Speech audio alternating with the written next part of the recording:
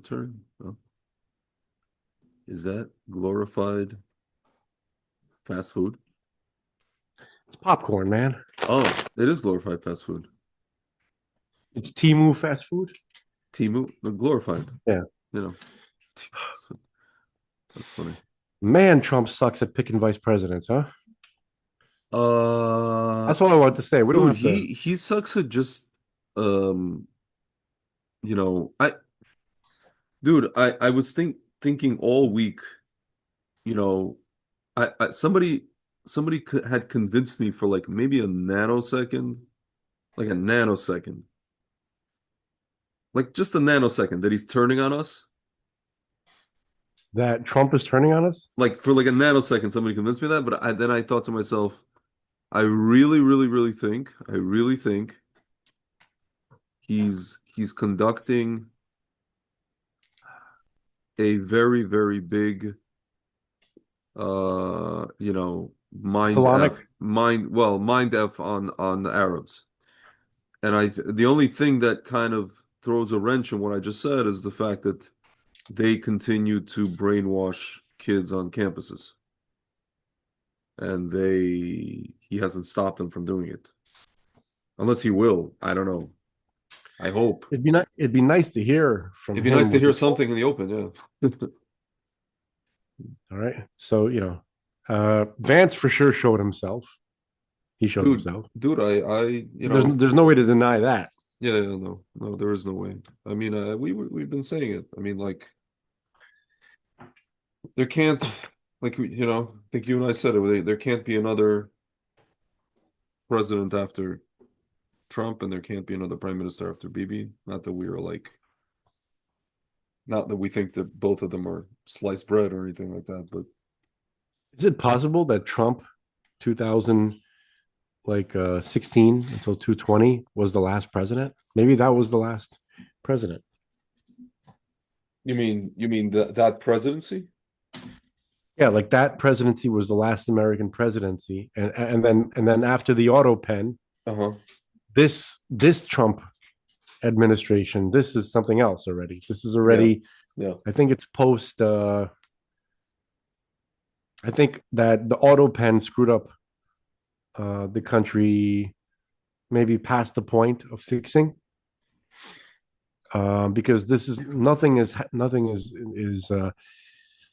I don't see much. Let me boil this down. America is finished if nobody stops Islam, Yeah. and nobody's stopping Islam. It Yeah. looks like everybody's just making friends with it. Yeah. Um, I want to be wrong. I don't want to be right about this. Dude, can I play for the I win folks at nothing. home? I gain nothing from the end of America. I only gain from America receiving blessing and benefit because I love it. I was born here, and all this is very horrible for me to say, and I love everybody who doesn't agree with me. Just to be like, ha, you were wrong. Yes, please let me be wrong, please. Dude, can I Okay. play for the folks at home the speech that was given by George W. Bush 6 days after 9/11? This is at the Islamic Religion of Center. peace. Yeah, Islamic Center in Washington, D.C. Let's dude, I never actually heard this speech. I don't remember I don't or I maybe I did. remember I it. just well, I don't re maybe I heard it once and then I forgot. I know that he said something to this effect, but I didn't realize, dude, that he just sounds like he's doing takia. Like, listen to this. Takia, whatever you call it. Here. Tacos. This is insane. We're appalled and outraged. Yeah. Wide-ranging discussions on the matter at hand. Like the good folks standing with me, the American people were appalled and outraged. By the way, I just want to say that I think, looking back, I think he was playing an idiot. At last Tuesday's attacks, and so were Muslims all across the world. Both Americans Muslim friends and citizens, tax-paying citizens, and Muslims in nations were just appalled and could not believe. By the way, you see that guy behind him with the glasses? Not the guy to the left, but the guy right behind him. I've seen him. He's like super, just not our friend. What we saw on our TV screens. These acts of violence against innocents violate the fundamental tenets of the Islamic faith. And it's important for my fellow Americans to understand that. The English translation is not as eloquent as the original Arabic, but let me quote from the Quran itself. In the long run, evil in the extreme will be the end of those who do evil. For that they rejected the signs of Allah and held them up to ridicule. The face of terror is not the true faith of Islam. That's not what Islam is all about. Islam is peace. These terrorists don't represent peace. They represent evil and war. When we think of Islam, we think of a faith that brings comfort to 1 billion people around the world. Billions of people find comfort and solace and peace. And that's made brothers and sisters out of every race, out of every race. America counts millions of Muslims amongst our citizens. And Muslims make an incredibly valuable contribution to our country. Muslims are doctors, lawyers, law professors, members of the military, entrepreneurs, shopkeepers, moms and dads, and they need to be treated with respect. In our anger and emotion, our fellow Americans must treat each other with respect. Women who cover their heads in this country must feel comfortable going outside their homes. Moms who wear cover must not be intimidated in America. That's not the America I know. That's not the America I value. I've been told that some fear to leave. Some don't want to go shopping for their families. Some don't want to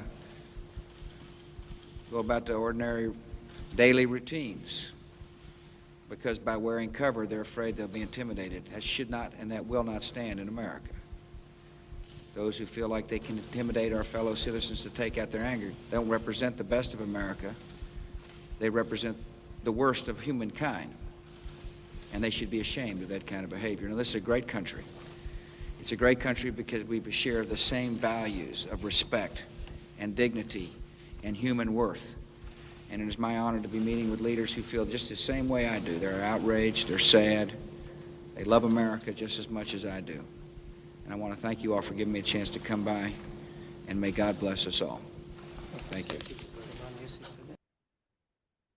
Dude, now when you look back at this through the lens of the whole understanding what the deep state is and everything like that, I will go out on a limb and I will say that this guy was like he had a script prepared for him by somebody in the CIA, straight up. Somebody like a Brennan type, you know what I'm saying? And we've been like they've been chipping away at us with this, verbal language psyop for the past 24 years. Unbelievable. Yeah, and it's primarily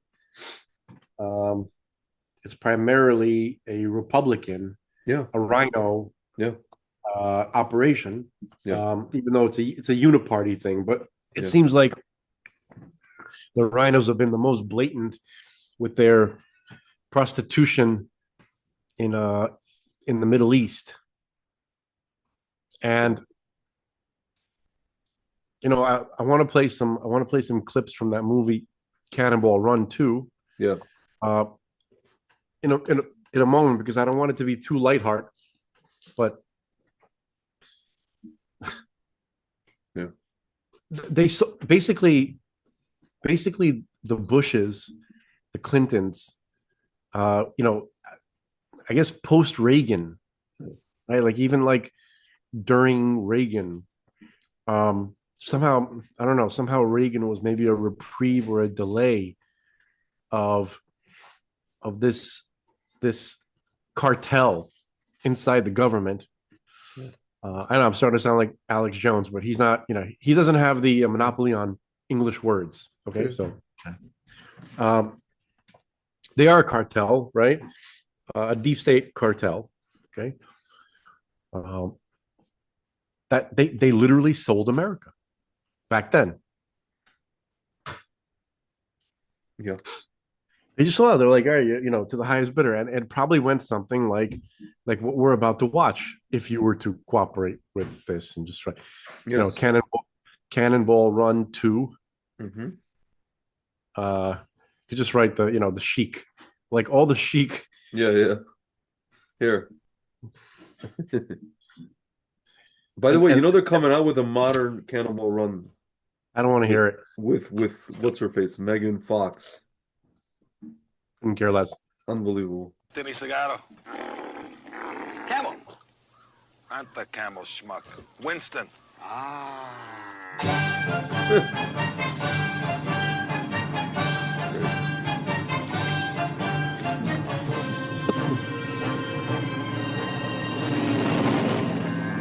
عشقنا فادونا السوق بول نيومن نفسي سيجارة والنبي بنخليه يسوق حتى حمار بابا Ibn Harama, Vilawala will la Hafkata.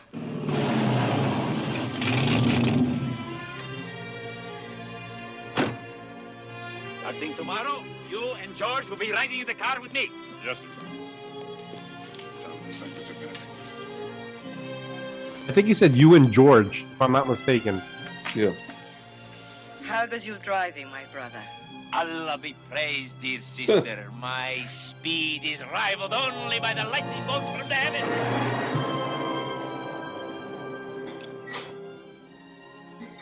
And I suppose you still intend to go through that race with the infidel Americans? The cannonball will fall to the forces of Islam. My dear sister, I pledge it. Drink, drink.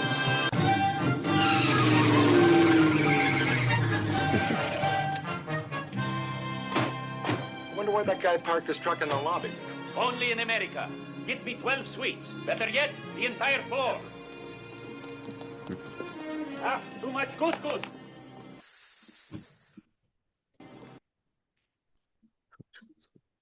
So I couldn't find them on YouTube, but there are scenes throughout the entire movie where any situation that he gets into, all of a sudden he just like takes out a wad of cash. Yeah. He just gives it to him, and that's how he deals with. So I can imagine that, and everybody's reaction is like, "Oh, like look at this wad of cash," and he has like infinite money. Yeah. And all the guys who work for him are these white Texan-looking guys. Yeah. Okay. So, right? I mean, this movie is true to life. Like, I couldn't recommend it more. Like, I wish you could just maybe do the whole episode and just like watch the movie. Jackie Chan is in this movie? Yeah, everyone is in the movie. Everyone. Yeah. Roger Moore. Everyone. James Bond is in the movie. Can I show the scene with it's like his father, the father of the sheikh? Yeah, that's Falafel Family Rules, something. Yes, this is Montalban. Ricardo Montalban. It's Fantasy Island. For 1,000 centuries. What an actor, bro. The Falafel family has ruled the deserts with one thing: speed.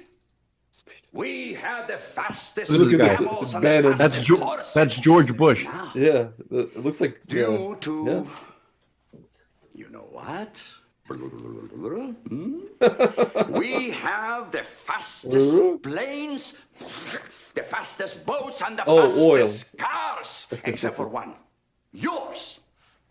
Last year, I sent you to America for one simple task. So simple. So simple. To emblazon the falafel name as the fastest in the world by winning the Cannonball Run. And you failed. 1,000 thanks. But Lion of the Deserts, King of Kings, Pop. No excuses, you son of my ugliest wife. 1,000 You know, the Sheikh of Qatar has 3 wives, by the way. thanks.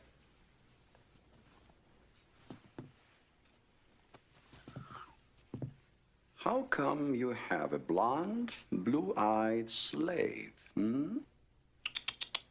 He is an actor. Hasn't had a series in 7 years. 9.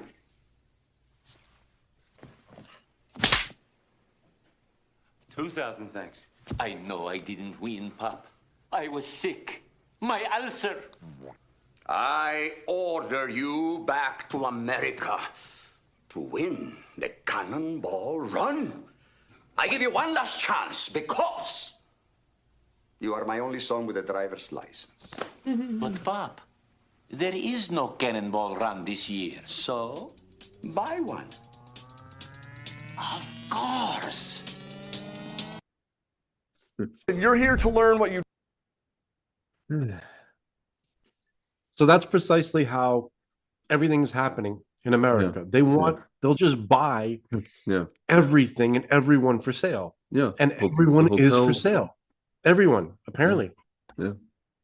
Like, Yeah. Can I show the scene where he gets kidnapped? like Speaking of I'm waiting for Trump to come out and say, you know, to show how he's not for sale. Like I'm still waiting. I don't understand Yeah. what he's doing. Yeah. Like we're stuck for 4 years. I'm hoping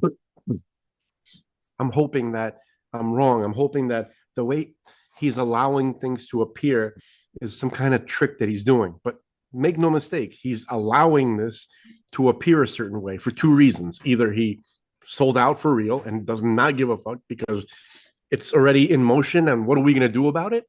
Yeah. Or there's something going on. So obviously Yeah. the only hopeful thing we can think of is he's doing something, some kind of strategy. But how the hell, you know, are we supposed to know what's really going on? These two little peons with a a Zoom conversation. I don't know. No, there's no way for us to know. I mean, we're only, we can only speculate based on previous behavior as far as Israel. Like if we thought that if he was doing the same thing as Biden or Obama was doing during the war, then we'd be like, okay, this guy's this is terrible. But clearly there's something going on. Dude, I was just gonna say we should I think there is some parallel to what's going on here as what is going on with all of the, if you look in the Tanakh, with all of the Jewish kings and how they were dealing with, foreign rulers, even the ones that were like pro the Jews or pro Israel, so to speak, But even so, the foreign rulers, even the most benevolent ones, are always doing things to aggrandize themselves. They're always doing things to make a deal with, the regional, whoever's around, right? And then in the case of those, those stories, unlike today, there are prophets that tell the Jewish kings, okay, like, do this or don't do that. And more often than not, of course, the kings didn't listen, and then we saw the result. Today we don't have that. All we have is just like people, commentators, pundits, whatever it is. We have rabbis, but it doesn't seem like rabbis are saying much of anything. The only rabbi you really hear saying anything, quote unquote, saying anything, or the only rabbi you can refer to his words that still apply today, is Lubavitcher Rebbe and maybe Rabbi Kahana. Right? There's two people in contemporary history that we can like look back on their words and they still speak to us as if it's like prophecy basically modern day. But as far as like anybody alive today, we don't have anybody coming and saying, President Trump, do this, don't do this. We have maybe Rabbi Kessin, but like he doesn't have any contact with President Trump. He should. It would be wonderful if he did, but there's nothing in that to that effect. So basically you have Bibi, who seems to be just kind of going along with whatever, because he's like Bibi's like the ultimate glorified, go along to get along guy, and or Tribute king, right? he's a tribute king.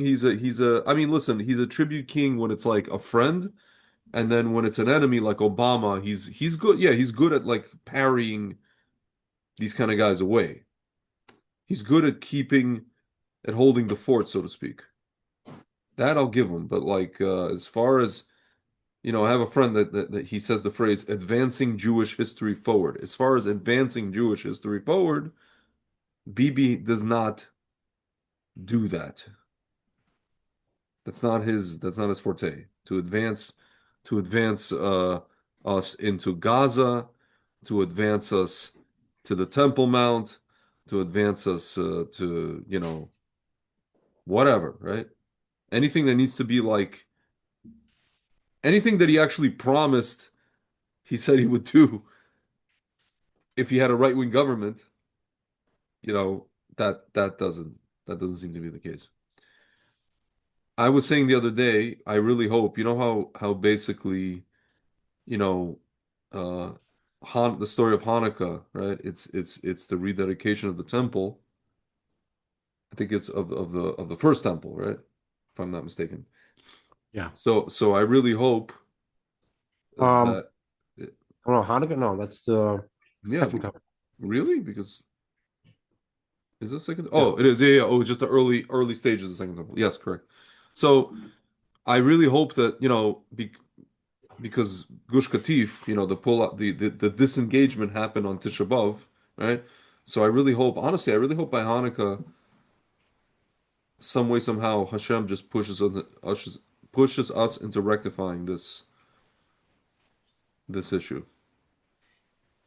It's been 20 years, and I really hope by Hanukkah we get a miracle, because you see, like this whole thing is happening, and then these guys are reneging. These guys, Hamas, and just when we thought we were out, they're pulling us back in. And they're gonna accuse us of stuff. They're gonna accuse us of this and that, and it doesn't matter at this point. It doesn't effing matter. Never did. It never did. But I'm saying, especially now.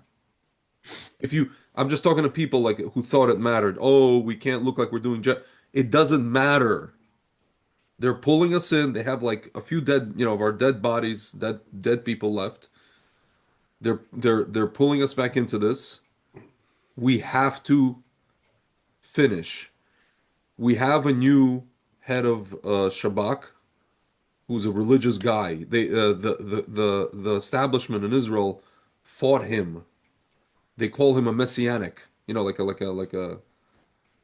I mean, in Hebrew, like a person who believes That means in an the Orthodox person who believes in the coming of Mashiach. coming in the Mashiach, and they say that he wants Normal to bring Orthodoxy. yeah, and these like secular, they say he wants to bring Gog and Magog. We can't have this guy as head of the Shabak. He wants to bring, and we have generals, at least one general who is of that mindset also, supposedly, and I mean, really, that's it. I mean, there's no excuse now. There's no like Ramat Kal, lefty Ramat Kal, IDF field manual guys. There's nothing stopping us anymore.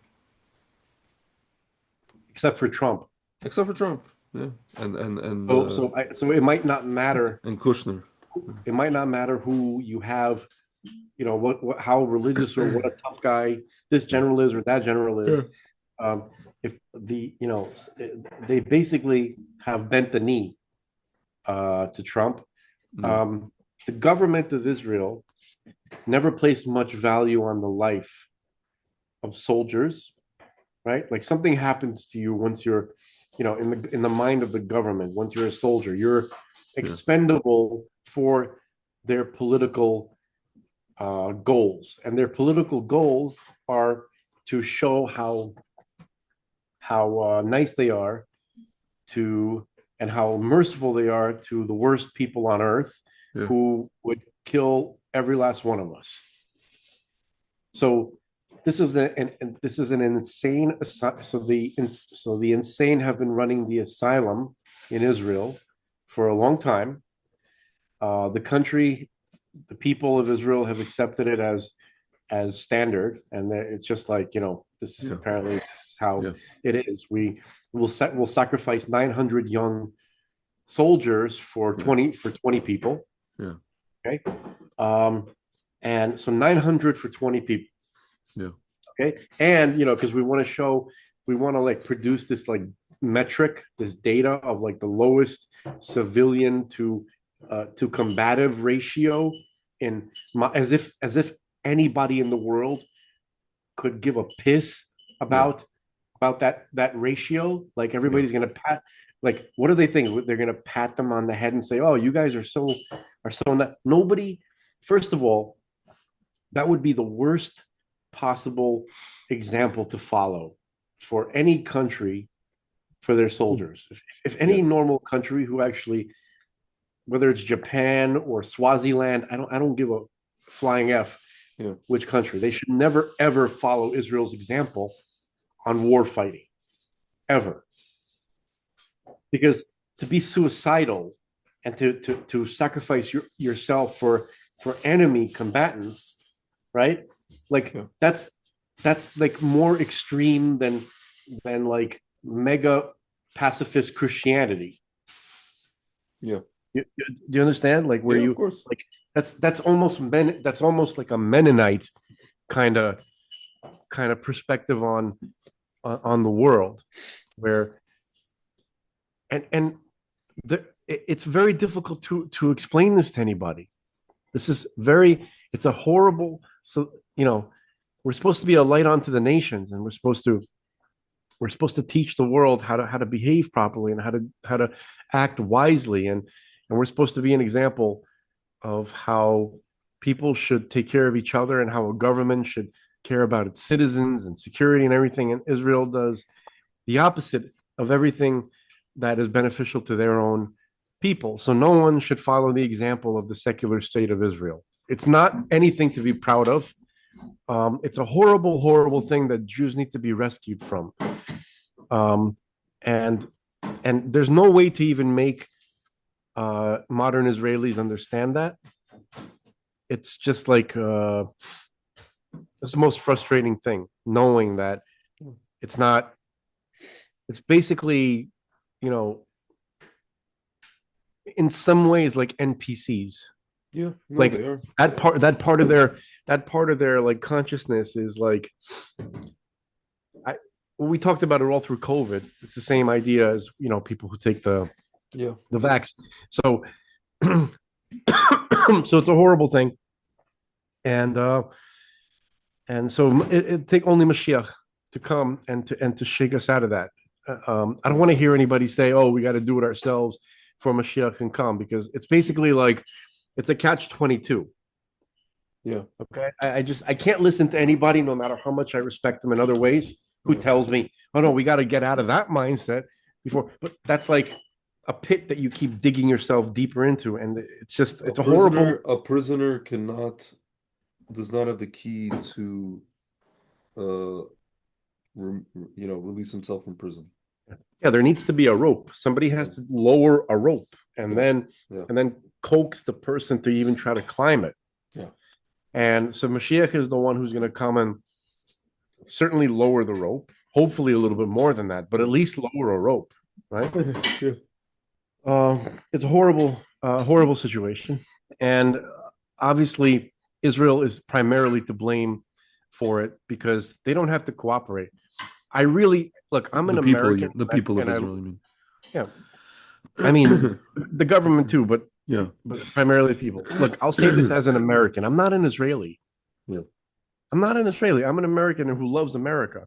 And I'll tell you this, I wish that America had, it would be better for America and for Israel if America had nothing to do. I sound like one of these Groypers, but Yeah. my reasoning is completely the opposite of theirs. Yeah. Okay. If it would be better for America to have nothing to do with Israel than to treat Israel the way that it does. The type of relationship that Israel imposes that American on its people because of America. Yeah. Okay.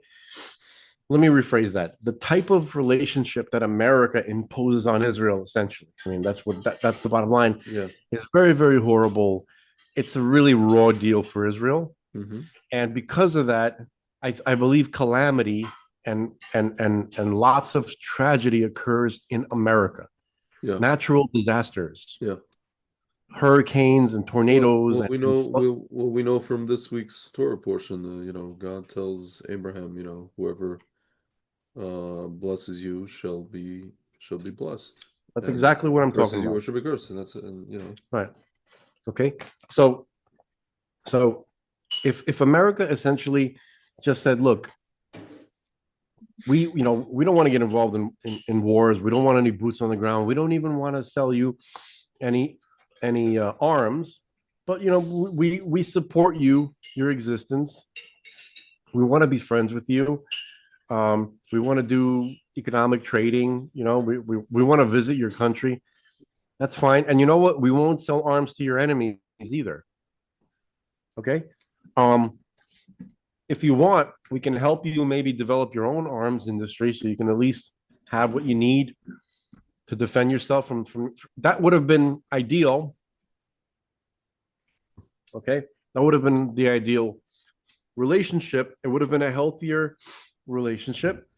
I think it's a reasonable alternative to what's been happening, but it's too late. We're past the point where that was an option. Yeah. Right? The time's up. Yeah.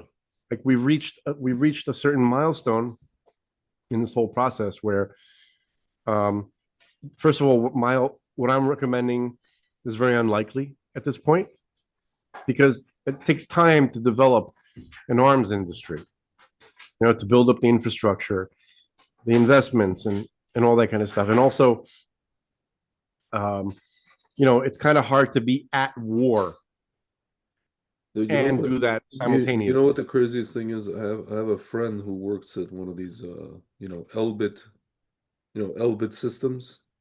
Raphael Elbit, they're all part of the arms industry thing. And he's one of the top guys, I think at this point in Israel for night vision tech. And the stuff that Israel's putting out as far as night vision, the level of what they're doing is absolutely insane. And he tells me that a lot of it, he's like, the stuff that I make, we had a whole meeting with the South Korean army. And it's being basically primarily used by the South Koreans at this point. Not that much by us, by Israel. We have our own tech, whatever it is, but he's like, the stuff that I'm making specifically is being sold to the South Koreans and other foreign that just the know-how itself. It's crazy. Like again, I spoke to a friend of mine who was like organizing all the beginning of the war, all the shipments for all the actually night vision goggles and vests, and I asked him like, dude, I don't, I think it's amazing that all these people are raising money, all these shuls, all these synagogues. It's such an amazing campaign, and it's just grassroots, and it's wonderful to see. But why should we even be doing this? Not that I mind doing this, but why is Israel, are soldiers getting their stuff from abroad? And he told me, this is at that time, he's like, dude, a lot of our stuff went to Ukraine. A lot of our original stuff went to Ukraine. That speech that Zelensky made, that chutzpahdik speech that he made to the Knesset. Oh, you guys have Iron Dome, and we need this, and you have this, and blah blah blah. And people give you, why don't you give us? Blah blah blah. All this stuff.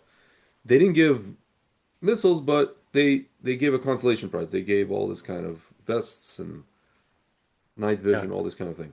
Went to Ukraine. So, and in exchange, Israel got a bunch of Ukrainian non-Jews to as refugees.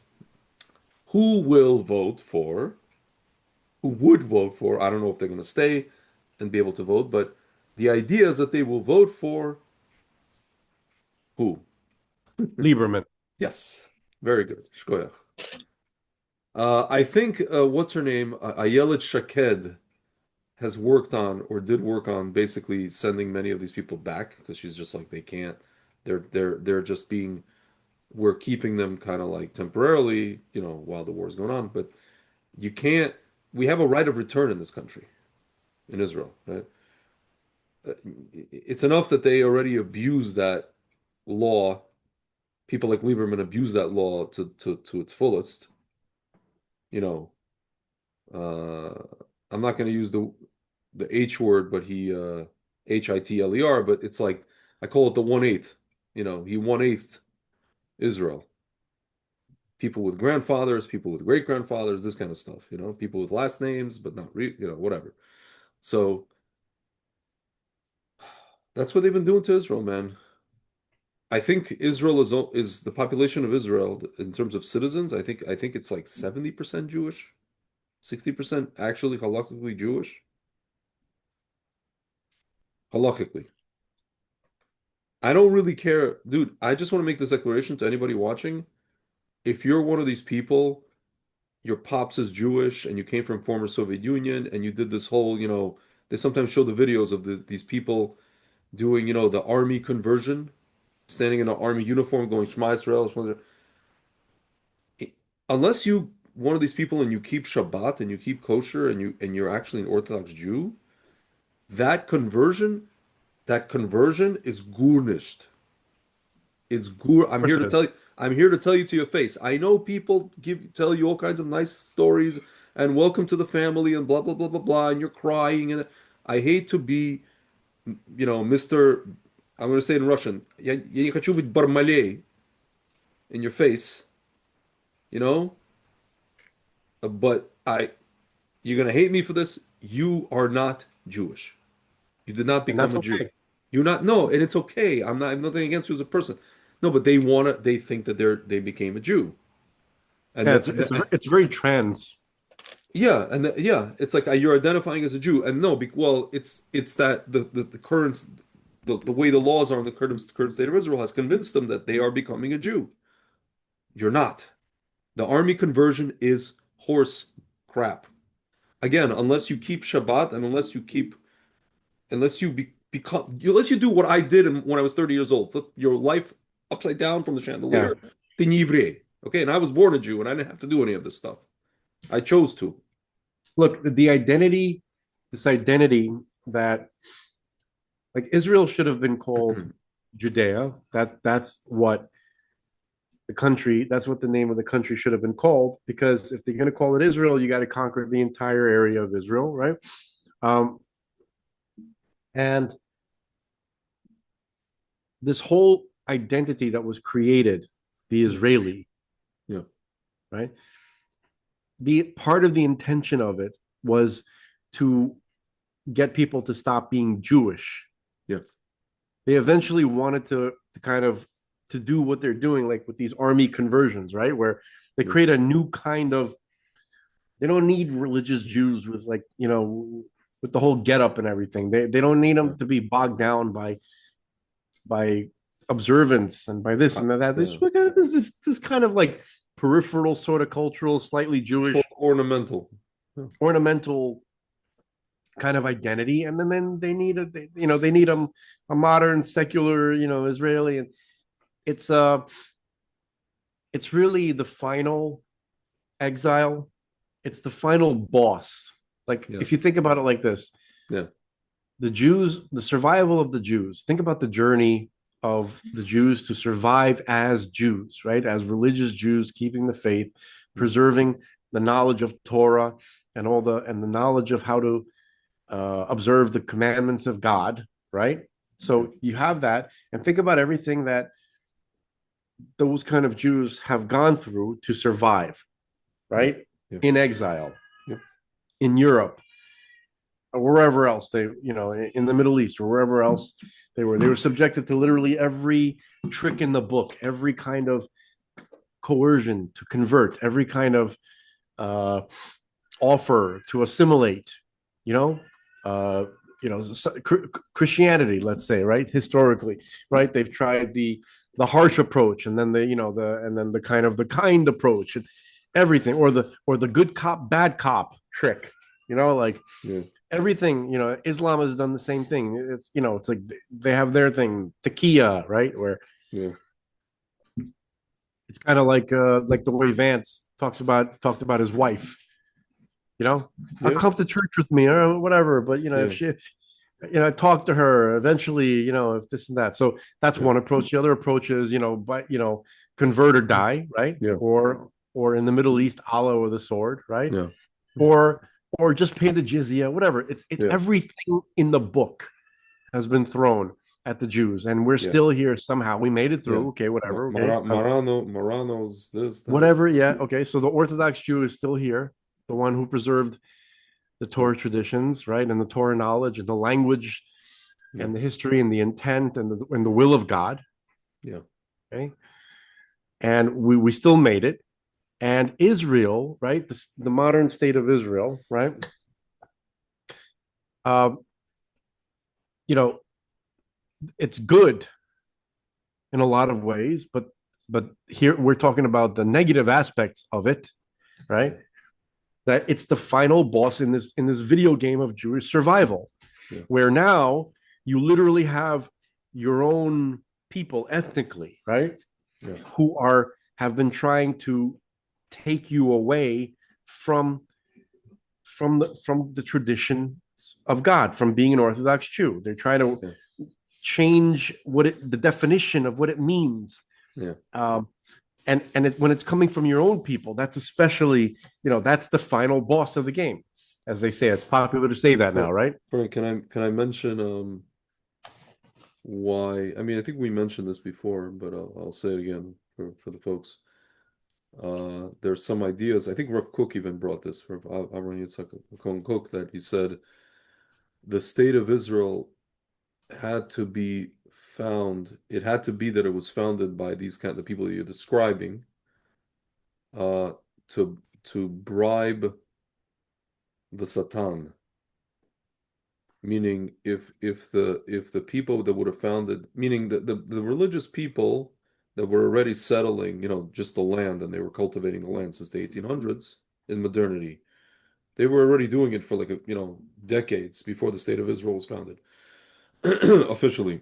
And those people didn't really have a desire to found any kind of, European style parliament or anything like that. Because why? Because they're guided by the Torah. If they're going to found anything, it's going to be a Sanhedrin, but they were not ready for a Sanhedrin because, it's a whole thing, right? It's a whole process. So, and we were being ruled by Ottomans and British, so they couldn't really do much of that. So, it had to be that the modern state, was to be founded by this, entity that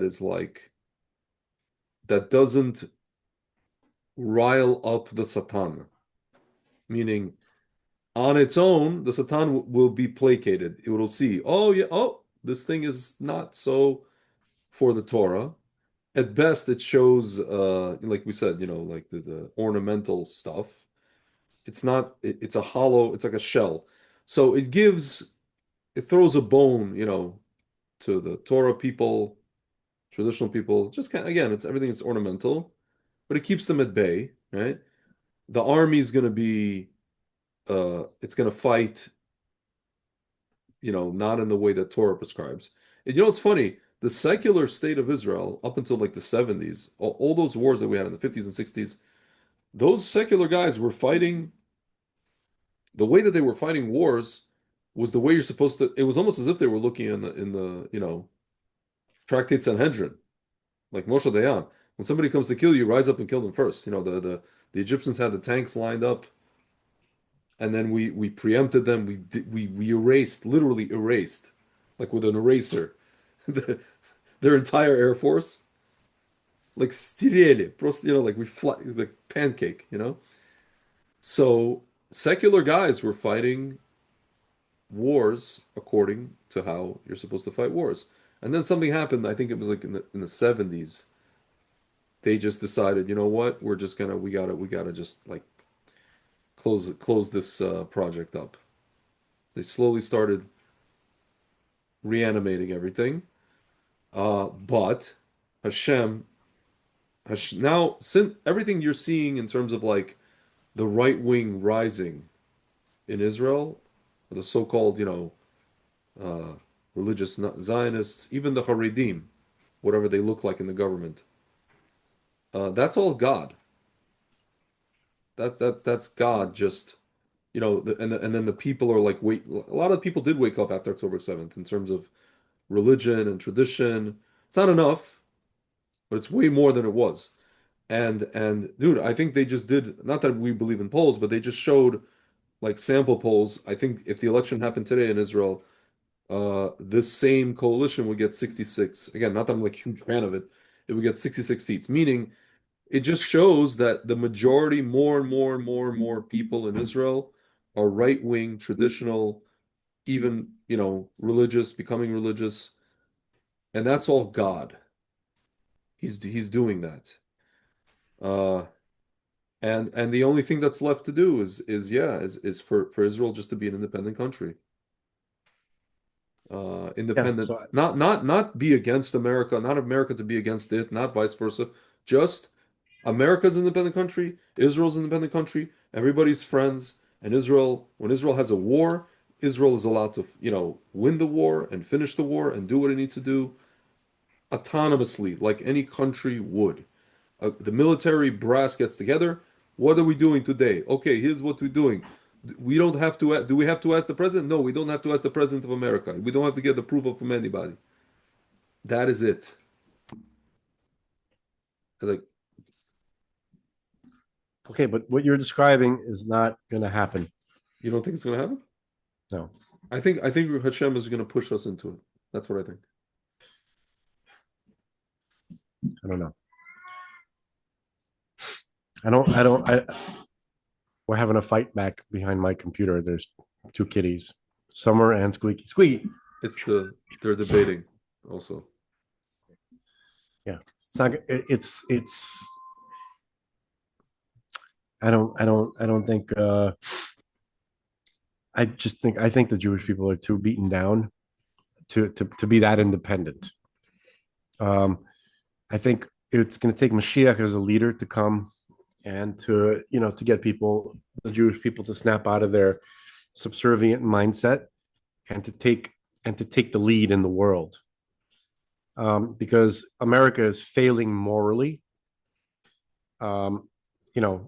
Its moral leadership is failing.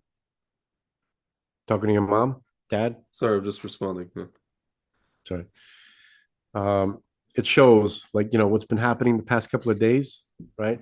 It shows that, there is a great presence. There was a great presence of mind in America, that people who understood. They're Christians, but they understood at least that, you bless Israel and then you bless yourself, right? So that part of America is aging, right? And the part that's replacing them does not seem to be adopting that mindset, right? Which means America is dooming itself. Okay. Trump is not going to fix that. He doesn't seem that he's conscious of the importance of that principle.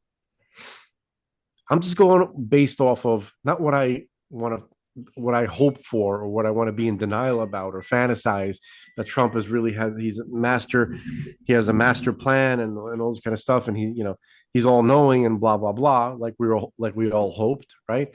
But he's not. He does not seem to be. I see no indication of him understanding that particular important principle, right? Like he thinks he's going to save America with negotiations and with business deals. He thinks that's what motivates literally everybody. Money, and Yeah. sanctions and deals, and of course, you know, uh, he thinks that if you make things lucrative, then people are going to back down, and then they'll do uh, the art of the deal. He thinks he could literally save the world through the art of the deal. Um, Yeah. he can't. I don't think he can imagine that there are other motivations. There are other things that people uh, think about and want and pursue. Yeah. Okay. Um, I don't know if he really thinks that everybody is like kind of religious. Like I get the sense like he's sort of like, yeah, I believe in God, that kind of thing. But yeah, I can imagine that God saved me for this thing or for that thing, right? But like, I don't think he like sees necessarily that God is like in every situation that he's in. Like, He doesn't see, you don't think he sees like what we call Hoshkaha Pratit? yeah, maybe once in a while Yeah, like after he got he'll be shot, like, yeah, after he got I guess shot, I if think he did kind yeah, of feel he's like, I that. guess if you think about it, yeah, like that. Yeah. But it's not like Yeah. with him every moment. Like he thinks it's him. Listen, You know? listen, that what you're describing, I'll tell you something. What you're describing, there's two things necessary, and I'm only speaking from my personal experience and other people I know, and I'm not putting myself on a pedestal at all. There's two things necessary to achieve even a little bit of what you're describing. One is uh like adversity in life. When I say adversity, I'm talking about like not adversity like, oh my God, I lost the Taj Mahal and they put me on a $250,000 a month allowance, some investors. I'm talking about adversity. I'm talking about living in a box for a certain period of time in your life, and then understanding that Hashem did that, and then understanding, and conversely, that when you came back up, Hashem did that too. Uh, the second thing that you need for that is some kind of yeah, I mean it's really a humility and seeking. You have to be a seeker, you know? And I think money, a lot of money blocks that. In his in case, of some course, ways, you know? I think like like the Cannonball Run movie Yeah. that we were just watching. Like I Yeah. think he also is sort of has that mentality where just you give him a pack of cash. Like Yeah. he's Yeah. the Arab guy. Yeah. He Yeah. thinks Yeah. that he can Listen, do that back to the dude, uh, this whole thing speaks to a whole different conversation that I've been thinking about, and where it's funny, like, it's you maybe more so than me, or maybe for a longer period of time, let's say, have experienced the whole just you know, adversity with, financially and stuff like that. For me, it kind of started literally I would say the minute I became Baal Tshuva, which is like 12 years ago. that makes And sense. and Maybe if I would have spent like became Balchuva when I'm 30, I could have like yeah, made some yeah, you money. can make some money out of I became that. Balchuva when I was a kid. I never had a chance. Yeah. No, listen, I know about Truvas that are, they didn't have that problem. They never had those I problems. know. We're Yeah, obviously yeah. kind of joking, sort of. Something is going on. Yeah. No, so I will just say, like, I look at people in, like, it's funny. I look at young people that I meet in like young professionals, right? And it's just f funny to me when I see them talking about how, like, they had a certain job that paid them a certain amount of money, and now, whatever, something happened, they got laid off, and they're talking about, oh my God, now I'm gonna have to dip into my savings, that kind of thing. And I'm just like, try Savings. dipping, try dipping into nothing. Try for once in your life. And they're just like, well, that's not good. You say that it's like a good thing. I'm like, I'm not saying it's a good thing. I'm just saying that you should understand that there could be moments in your life where you do, where you try everything. When I say everything, I mean everything. And the everything that you try like 5 or 6 different things to their maximum, and either it just like whatever, it doesn't work, or like you get like massively, I'm just stating a fact, right? You get massively screwed, right? And this happens over and over and over again for certain years. Again, it's not for lack of trying. And Yeah. then you start to realize if you're a religious person on any level, hmm, maybe Hashem wants it this way for a certain period of time. This is Hashem doing this. Uh, but that is work. That whole thing is work. Trump is almost 80 years old. I don't even know that he's ever did that. It's called in Hebrew an avoda. It's really an avoda. This amuna thing, this bitachon thing, is an Yeah. avoda. This guy never ever had to do that. Ever. No matter what he went through in life, no matter shot, this, that, Marla Maples, Taj Mahal, blah, blah, whatever, right? His shows, he never had to do that. He never had to be the guy in Jerusalem in a box going from millions to nothing. We've heard those stories many times. I know people like this. And then back. He never had to be that guy. So you want him to have a consciousness of blah, blah, blah. No, no, no. Look, I'm not saying No, anything. I'm saying like, you know, The reason I thought that he might have is because of the Rabbi Wolf list yeah, and the kind of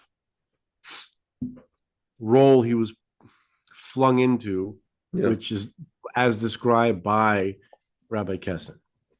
The Rebbe Wolf list is God. I thought he might have been Yeah. perhaps approached initially. I don't know. I never assumed to know to what extent, but I thought to some minor extent enough to understand not to be this way. That I realized that everything that Trump has done in term that has been godly has been almost entirely unconscious. Correct. Like really unconscious. He's not necessarily a fully conscious, willing participant in the spiritual guidance that he's been guiding. He's himself. Yeah. And just he's the vessel for certain things to go down.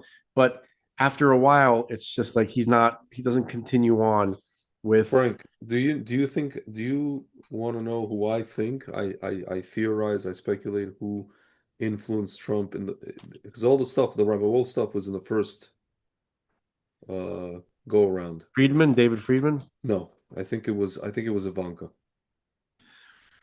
That makes more sense than Jared. And Ivanka, yeah, and if it wasn't for her, Jared wouldn't be caught dead in the old hell, for example. And I think that Ivanka, I don't even know what she's up to now in terms of influence on her dad. I don't think there's hardly any. I think she stepped away from all that.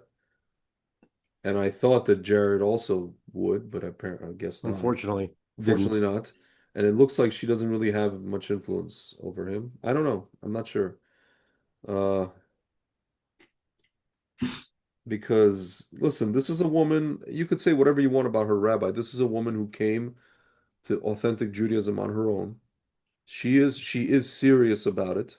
I believe that she is very serious about it, just from hearing her speak about different things. Yeah, about Lashon Hara, right? Lashon Hara, other things. And yeah, she's serious about it. And I think she had his ear. Today's her birthday. I saw it on X. Oh, Mazel tov. Sure.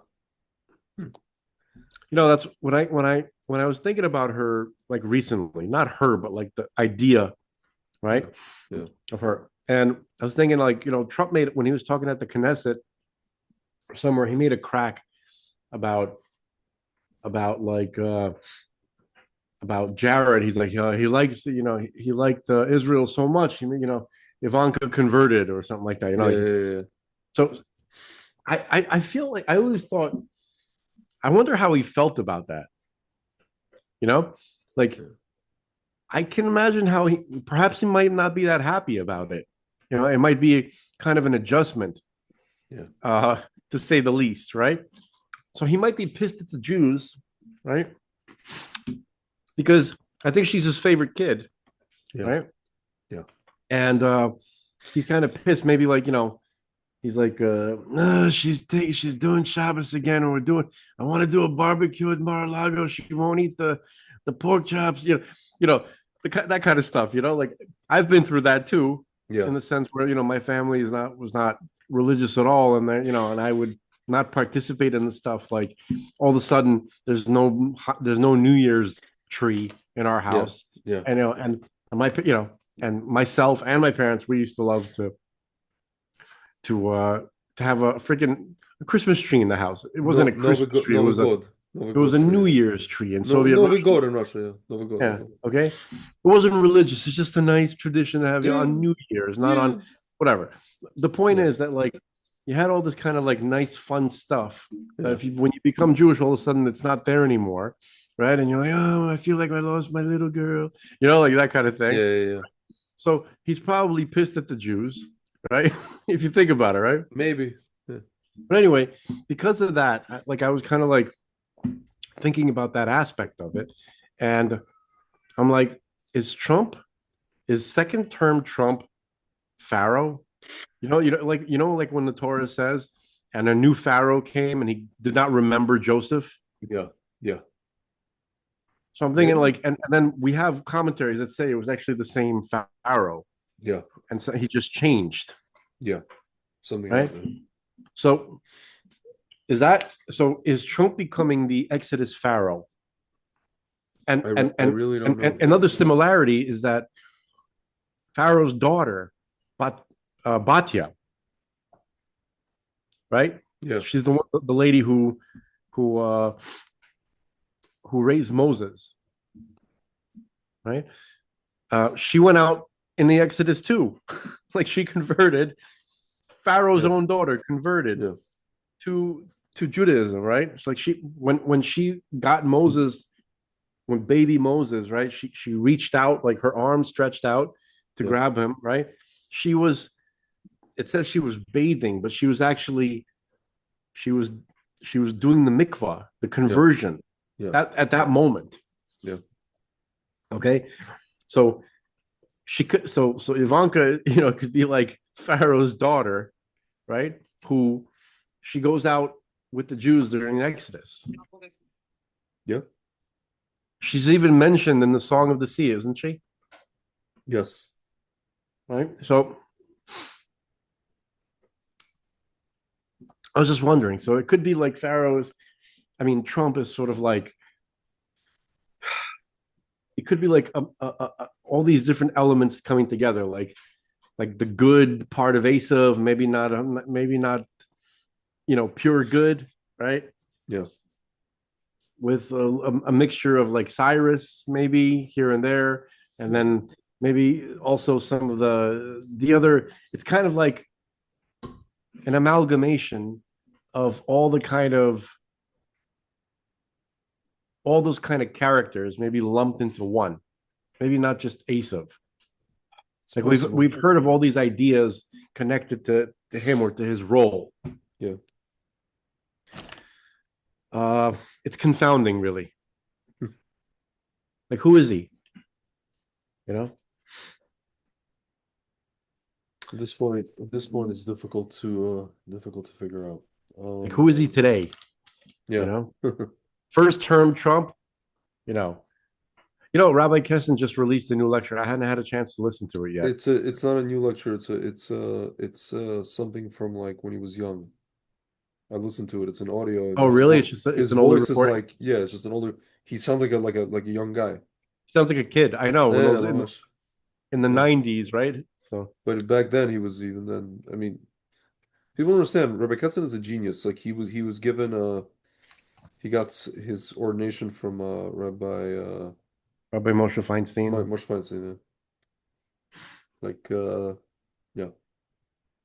Rabbi Kessin has been working on this, he basically became, speaking of Lashon Hara, he became like the definitive kind of scholar, at least in America, about writing about Lashon Hara, or at least the person in our generation.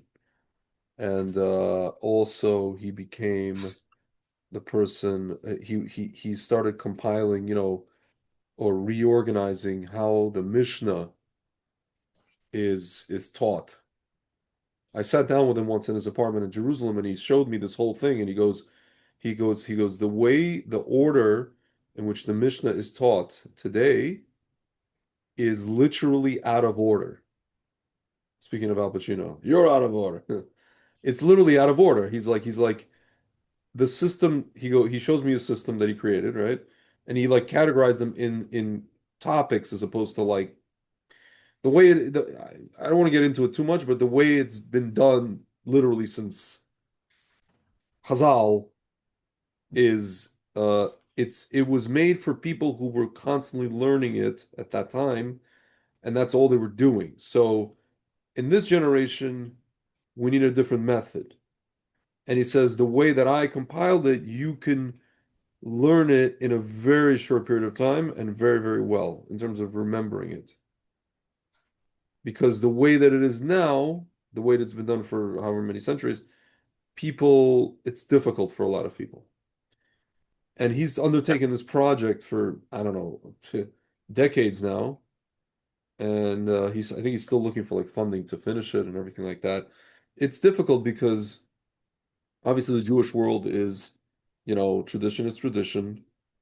This is essentially how Rebbe compiled it, and then the rabbis formulated he was the one who compiled it in terms of writing it down, but the rabbis are the ones that set down how, this what's called the seder, the order of how we're going to learn it. Yeah. And Rabbi Kessin's coming like a one-man show. He's like, wait, oh, he's going like this, like, okay, this goes here, this goes there. And I would imagine some people would be like, okay, this is great, and other people in the Jewish world would be like, hey, you're throwing us off. Don't throw the apple cart. It's kind of like asking people to go to the army. It's a lot like aesthetics versus function. Correct. That's exactly what it is. That's what he told me. It's literally what this is. Like he wants to make it, accessible, Yeah. usable. He Yeah. wants to make it, make sense, Yeah. to people who are learning it, right? Yeah. And if you put it in a certain context, you could see that you could start to see the connections between ideas. Yeah. And so, because people need help seeing that nowadays, whereas before, not necessarily.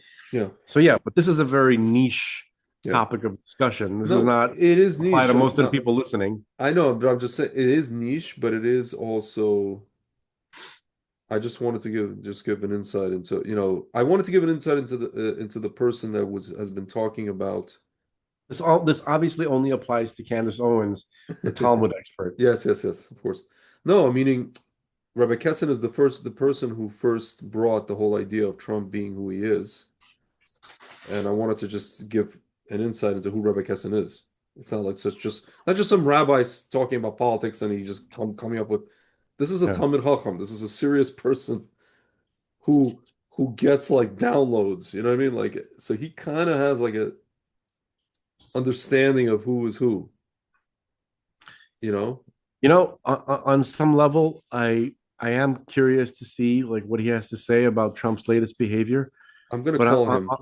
On another level, I kind of hope he's shielded from it because I think he would be very upset.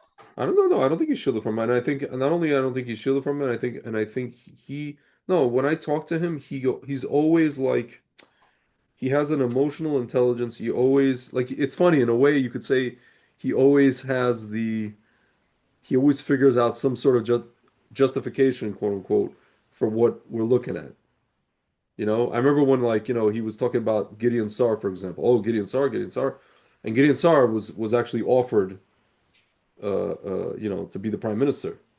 So Rabbi Kessin was right, And then when I called Rabbi Kessin, first I called Rabbi Kessin. This is when Gideon Sar was offered this deal by Bibi to have like a, what do they call it, rotation. And Rabbi Kessin said he's the biggest idiot if he doesn't accept this.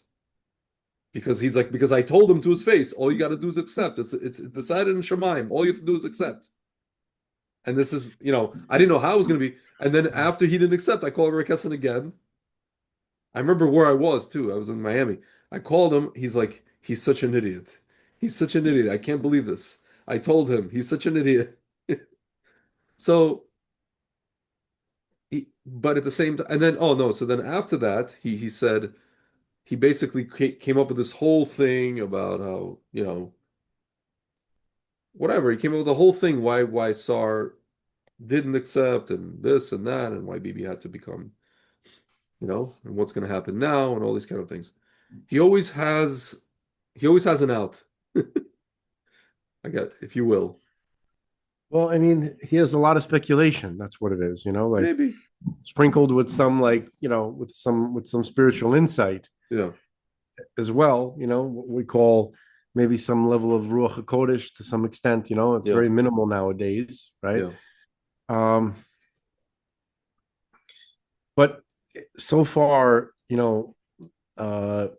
folks, just so you understand, like for Jews, right? Like this kind of like hostile shift in Trump's attitude towards Israel, right? If you're not Jewish, or if you're not, let's say, perhaps even like people consider themselves like Christian Zionists, right? Like I think they can also kind of like feel it, like it becomes like a dread, like you start to feel it because Jews feel it because it's us. Israel and the Jews are one. It doesn't matter where Jews live. Every single Jew is like one with the land of Israel. Yeah. Okay. Yeah. So we feel it on a spiritual, essential level, right? Yeah. And Christian Zionists, they feel it to. I can't speak for them. I don't know how they feel it or where they feel it, but they also have a sense. They have a sense of it, yeah. And when someone seems to like, really shift, yeah, in their kind of like, it feels icy, yeah. Like Trump, yeah.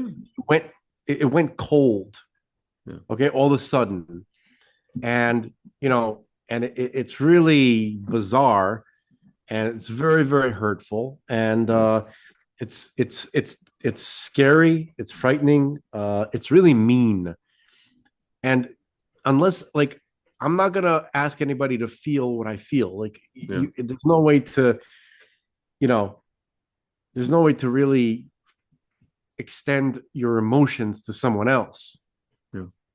I wouldn't expect anybody to understand, but just understand this: that when someone hates you, you feel it. When someone shifts their attitude towards you, from warm to cold. Yeah. You can feel it. And listen, it's their right to do that. They can do whatever the hell they want, but I can also do whatever the hell I want too. Yeah. Yeah. Right? Like I'm not supposed to like it. You can notice it, you can call it out, you can or whatever. Yeah, I know I'm noticing it, I'm calling it out.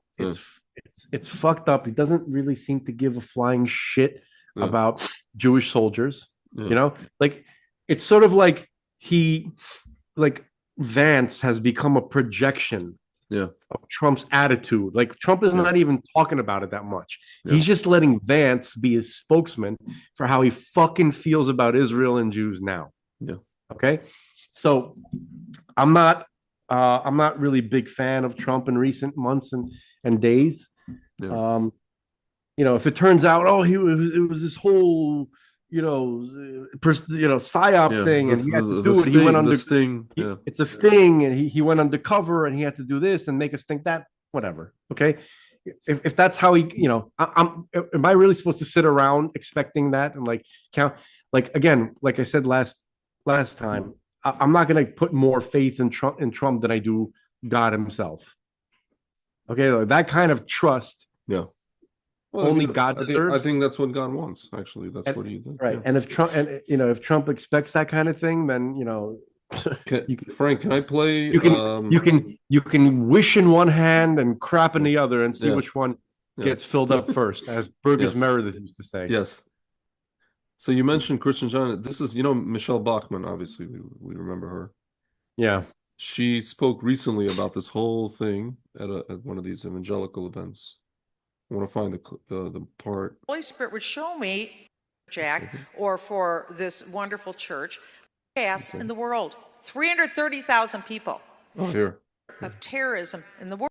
The answer is, as this peace deal came up from President Trump, I was opposed to this. He had a 21-point plan, then it morphed into a 20-point plan, and out of nowhere came the president's It's just 10 minutes, by the way. together with Steve Witkoff, and he brought these two in to handle it. It perplexed me. We have a Secretary of State named Marco Rubio. Why wasn't he the one involved in these negotiations? Nonetheless, these two were involved in the negotiations. This is completely politically incorrect. I'm not speaking for Tony or FRC. I'm not speaking for Jack or for this wonderful church, but I was very concerned because of the historical nature of the relationships that both Mr. Witkoff and Jared Kushner had with Saudi Arabia and with Qatar. Because Qatar is the #1 funder of terrorism in the world. The #1 nation state of terrorism in the world is Iran.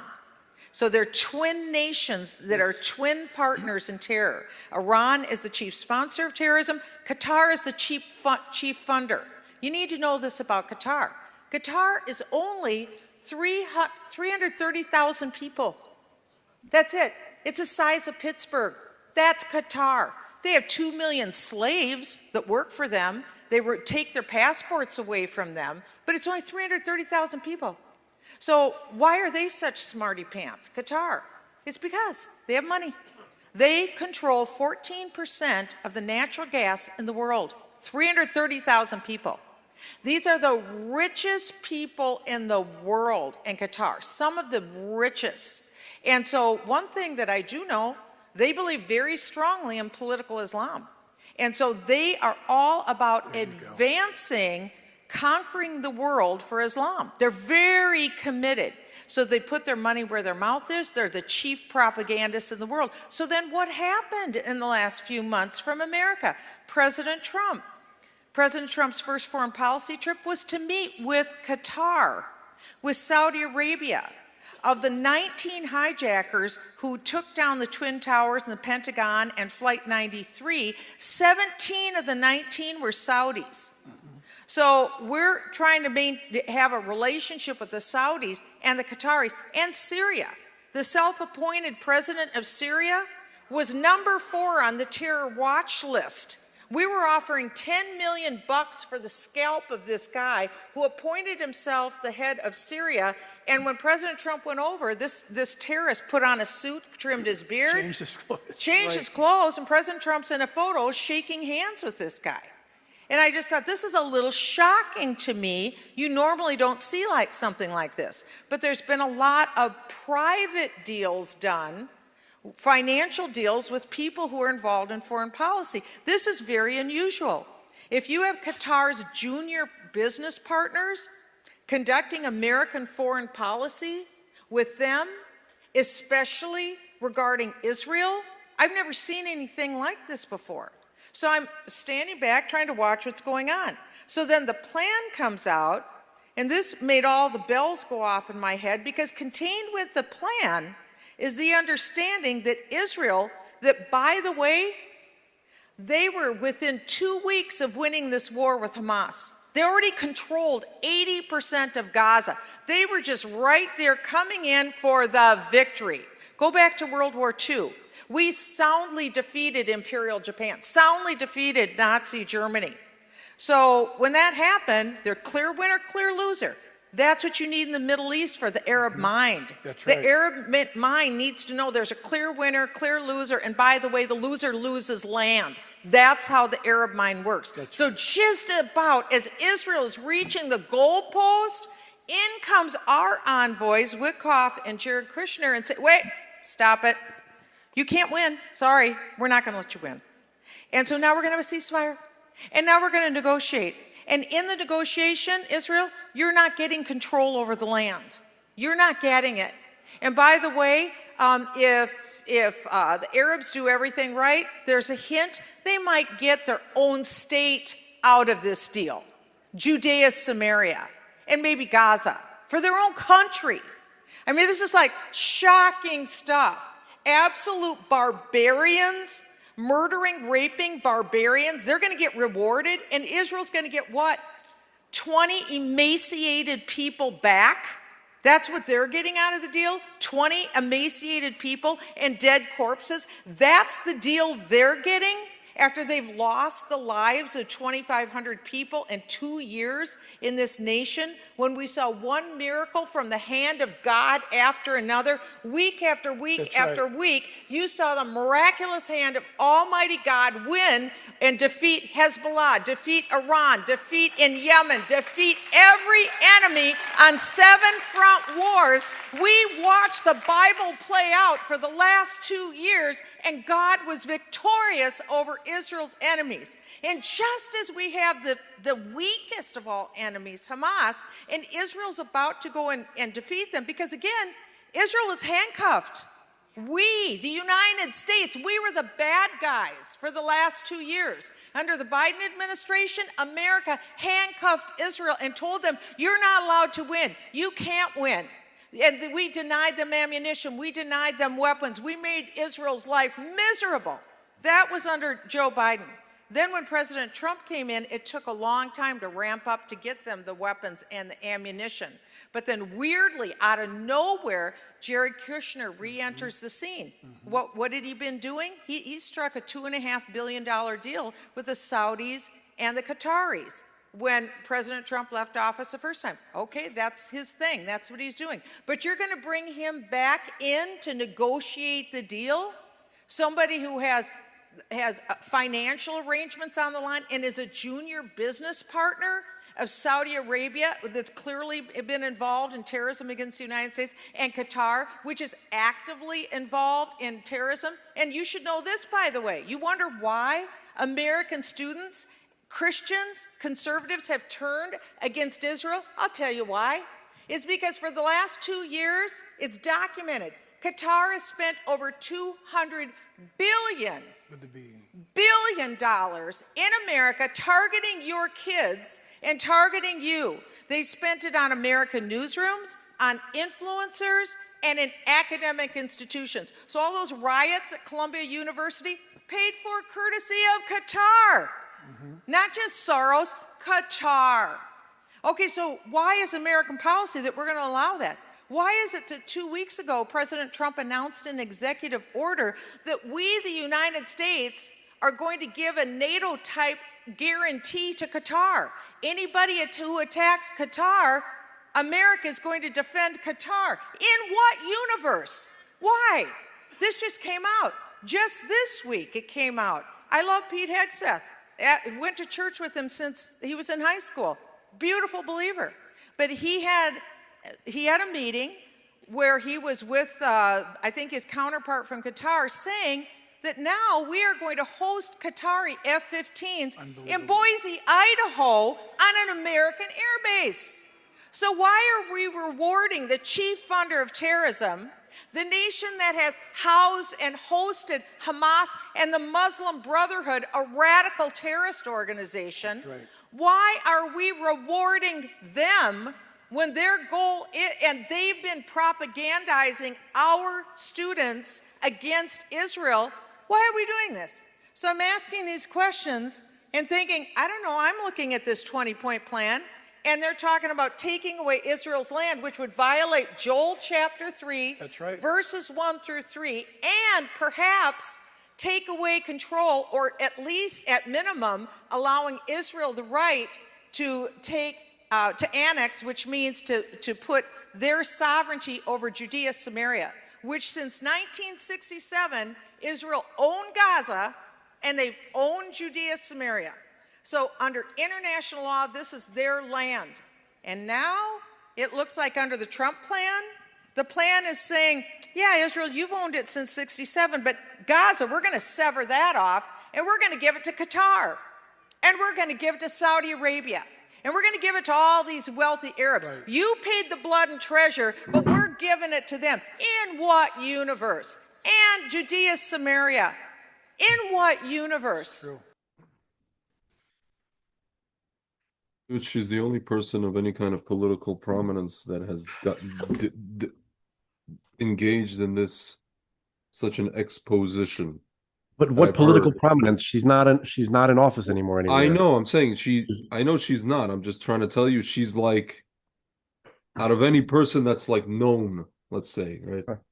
Right. No, anybody with any sense who can say stuff like that, they're not in any position. They're not in a position. I'm just saying it's incredible. Like at least someone said something. Yeah. So yeah. So I'll say this.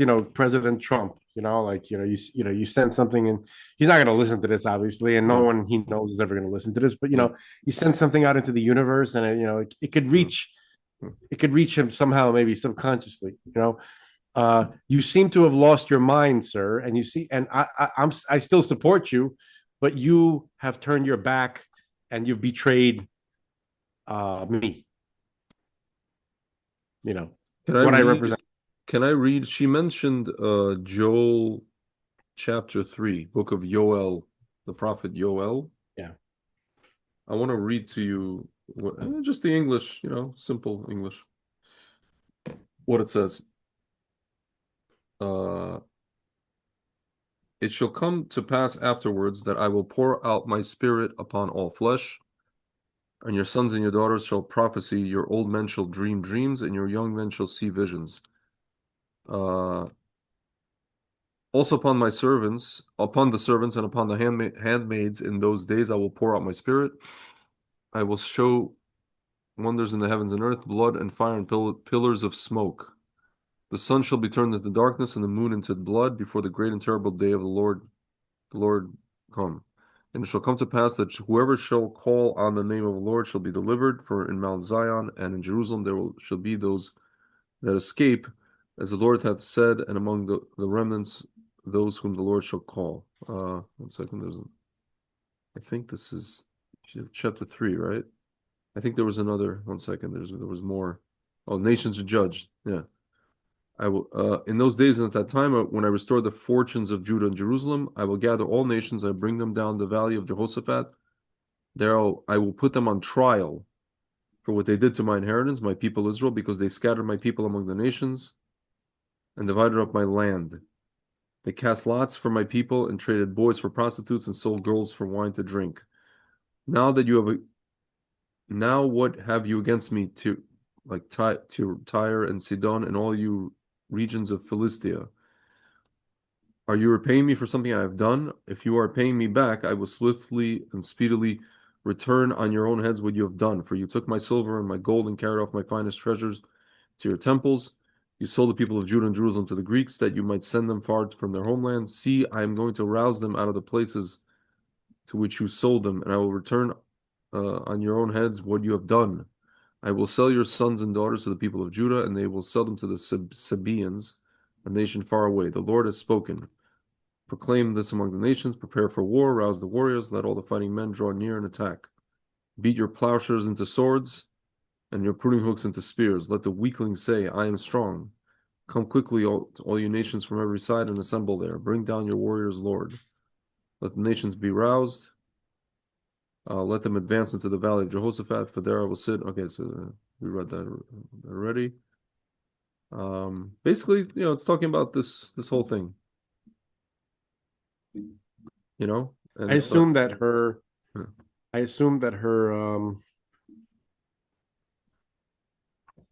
the verse that she was referring to was something about not separating Jews from the land of Israel and not giving away land. Yeah. So I would probably look for something that looks like that, or you can prepare it for next time. Let's shift gears a little bit. I want to, it's very this topic is very, very distressing. Yeah. It's like a beloved uncle that all of a sudden he gets dementia, and then starts to act like a complete prick. Yeah. or he's like in a bad mood, or he's going through some kind of like, midlife or whatever, or Yeah. you know, Yeah. hot flashes, whatever, Yeah. whatever. Okay, I'm just Yeah. kidding about the hot flashes, but you know what I mean. So, all right, Yeah. you want to. Yeah. This is how you want to do it. Okay. All right. Yeah, like she kind of voiced precisely, what people are kind of like noticing, so to speak. Yeah. Yeah. She said it out loud. But can I tell you something, man?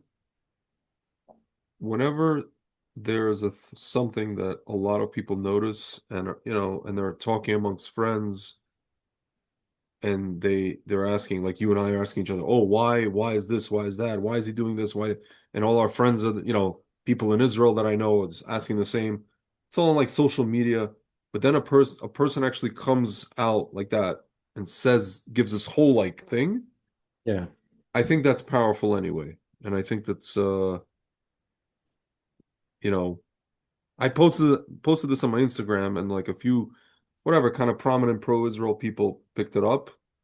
And I think that it should get to, like, if somebody in the Trump administration listens to this straight through, it might knock something into someone, you know? Like, or it might get people to, like, serious people to ask in the media, like, hello, why? Notice how the leftists have not been asking why Trump is making deals with Qatar. They have not been asking that. No, because They like it. they like it, and they're probably paid to stay quiet. Yeah. Yeah. Like Qatar is literally just throwing wads of cash at people. Yeah. It's buying entire, like that, like in Mhm. the movie. He goes, oh, go rent 12 streets. Oh, the hell with it. Get the whole floor. Yeah. They're literally just taking care. They're like, Yeah. well, here's like $1 million. Here's $10 million. Like it's nothing to them. It's like literally go wipe your ass with it. Yeah. Literally. So they're just buying off whores. Yeah. Like just like by the dozen. Yeah. Like there's even a scene in that movie. Yeah. I don't think it's on YouTube, but he's like driving by a gas station. There's like a pretty white girl, right? A young girl. He goes, "Oh, my desert blossom, I will come and get you." Like when on the way back, she's like, she has like these like big white eyes. He's like giving her wads of cash, and she's just like, Yeah. she's bringing him like food, and then he's like looking at her cleavage. He goes, Yeah. "Oh, my desert blossom, I will come and I will make you my wife." And she's like, he's like giving her wads of cash, and she's like Yeah. stunned. Yeah. And then he kind of like pulls away a little bit, and then he kind of like drives back. He goes, "Oh, cleanse yourself, my little pig." So I'm thinking like that's what they did to Megyn Kelly. Yeah. Like the Qatari Emir did that. You know what I mean? Like, she's like, Unbelievable. "Oh yes, oh my Emir." Like Yeah. wads of money. These people are freaking prostitutes. Yeah. Tucker, this, that. These podcasters, these scumbags. Okay. Yeah. Candace, Tucker. Yeah. Gates. Yeah, my kids. Fathead. You mean Max Headroom? Yeah, he looks, to me like Hunter Biden was a lot like Max Headroom. Yeah. But Gates has the head size of, Yeah, Max Headroom. And the it's movement. even bigger. Yeah, it's bigger. It's like like Max Headroom was kind of like more like rectangular, right? Yeah. Gates has more of a blockhead. Yeah. If you look at it, but yeah. Yes. Can we show the scene of Tucker Carlson bringing Bannon to his first meeting with the Emir? Yes, but I have to.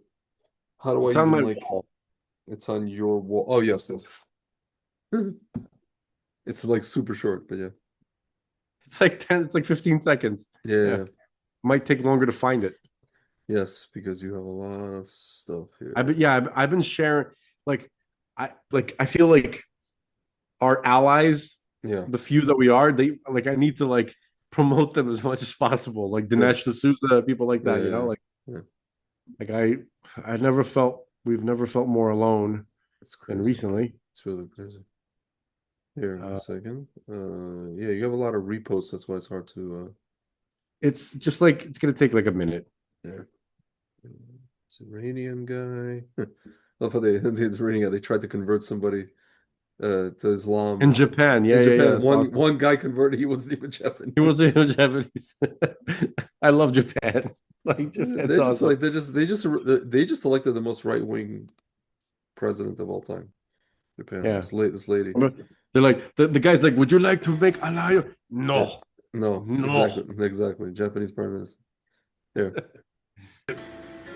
Before we go any farther, Ban him. there's the matter of my fee. We should discuss my fee. I don't know. There you go. Before we That's Tucker. Yes. Tucker or Bannon? Because you said it was Bannon. No, Bannon was the Exclusive guy editor- sitting. Oh, Bannon to his first meeting. Yeah, the guy. Tucker, the guy. Tucker the guy- bringing Bannon to his first meeting with the Right. Qatari emir. Right. Oh, this is Tucker. Okay, fine. This the guy with the turban. Yeah. Oh, dude, you want to play the latest Tony Lapidus and Ami for the that whole Nick Ami Fuentes? Kozet? Yes. Oh my god, I didn't see it. Let's see. Ami Kozet. And really, like I don't know how old that kid is, Fuentes. Like, is he still in his 20s? I don't know. He's like 26 or 27 years old. Yeah. Yeah, he's super. He sounds Yeah. like some kind. He sounds like some kind of demented Bart Yeah. Simpson. Like, Yeah, like no, he's retarded. Yeah. No, Imam is. He actually is a very intelligent guy. It's actually very. He's a waste. I completely disagree with you. You don't think he's intelligent? I don't think he's intelligent. I think he's talented for what he's doing, for what he's trying to do. But he's a piece of crap. But, like being a grown man who plays a demented child. Yes. I mean, if you want to, he has a talent, but he's an imbecile. He's not Yeah. intelligent at all. Here, this is this short clip. This or no? This is, I think, one of them, but there's like a longer interview. Oh, all right. Play this one now. I'm sure that's good too. One sec. Maybe the here. Oh, Tony okay. Lapidus is good too. Tony Ami Kozak. It's Ami Kozak and Tony Lapidus. No, the two guys who do the Tucker impression. Oh, it's just Tony Lapidus. Okay. No, I'm saying if you wanted to play Tony Lapidus after Ami, if you felt like doing Here. that. Oh, I'm sorry. I called you. This thing. Okay. No. This guy's very good. He's. I've seen him before. Nick Yeah, Fuentes, thank you really for joining me on the podcast. It's a pleasure. I just want to begin by just saying I'm sorry for ever calling you gay, by the way. I should never have said that. That was extremely unchristian of me, and I really apologize, and I mean that. So you're against alcohol and substances or drugs or whatever, right? Yes. And you're also against pornography. Yes. Correct. So I just wonder, are they the reason that people are not getting married? Like, what is that? Actually, I blame the women. Really? Yes, I think women are extremely frustrating. And, a lot of them are just liberal loudmouths and extremely unattractive. Huh. And also a lot of them are pretty fat and ugly. Well, I mean, obviously some of them are. I mean, obviously, but I don't think all of them are. Yeah, but in my experience, they just always think that they're more attractive to men than they actually are. And I always just find that the juice is just never worth the squeeze. And would you say the same thing about men, or is it just women? I think that with men, it's always a little bit different. Totally agree. And I think that the juice with men is always worth the squeeze. But I really do think that men have some responsibility. You can't just blame women. Honestly, not really. I just think that women are just far too opinionated and loudmouth and liberal and obnoxious that they're just really generally unattractive. I'm really sorry I ever called you gay. The best thing that a woman can do, and, it's just my opinion, is to say, I made you dinner and I made you cookies and now I'm going to shut the fuck up. I get it. And I just feel like men are the masters, and the role of the women in a relationship is to just stay out of the way and shut up. You're so talented. All my favorite TV shows like The Sopranos or Breaking Bad, they just really didn't need to have any women in them. So when you were in college, did you date girls? I'm assuming you just had a pretty standard heterosexual college life, right? So I never really understood the guys who had pictures of really unattractive females on their walls in college. Me too. Who did you have? Was it Jesus? Actually, I had Joseph Stalin. Wait, you're a fan of Joseph Stalin? Yes, I am, yes. Right, and it makes sense that you would be, actually. I mean, a lot of us are fans and admirers of certain Russian leaders, like a lot, like in a big way, actually. And, you know, Stalin was better to his people than any president of the United States has ever been. Like, really, that's not even a secret anymore, like, at all. Yes, and I think men should be a lot more like Joseph Stalin to their wives and women. Imagine if Stalin had an OnlyFans. That I would pay a lot of money for. Nick Fuentes, it's been a pleasure, and you're totally talented and totally not gay. And I mean that, I really do. It's great, but I like that's a good one. I like Avi Kozak because, you know, he's better at showing like the true inner essence of Tucker. So let's do. And Tony Lapidus is he's more understand. I really enjoyed both of their impressions. They're both really good. Here, this is Tucker Carlson, Nick Fuentes. Yeah. 38. The wig, yeah, I love it. Yeah. I mean, you have all these people, Mike Huckabee, Ted Cruz, John Bolton, George W. Bush, Karl Rove. They're all Christian Zionists, and I know all of them personally. I do, like really well. And they're some of the worst people I know. They're some of the worst human beings, actually. Like, they're just horrible, and some of the most disgusting human beings on earth. I'm really offended by them. I'm offended by their existence. I really am. And what they've done is so harmful and so damaging. Like, I really believe that. Yeah, I love Joseph Stalin. Really? Big fan. Nice. Nice. Yeah. Okay, but there's a longer version. Can we watch the? Yeah, hold on a second. I'll be right back. I'm gonna get a drink. Squeaky. She said meow. I'll be right back. Greg is being spoken to, folks. He's being made to understand things right now. Yeah. There, I'll put this. Yeah, this is the yeah. Look at him. So, how did you get fired from that job? What happened? Well, I said that Jews were parasites and that they were controlling all the halls of power and they need to be fought at every level and that they never could be trusted and they were disgusting vermin. I called some of my colleagues Jew boys. You all need to be fought. You're disgusting parasitic creatures. And that Jews effectively are just this parasitic force in our society that's holding white men back. And I also said how blacks were racially inferior as well, so... That's it? Yes.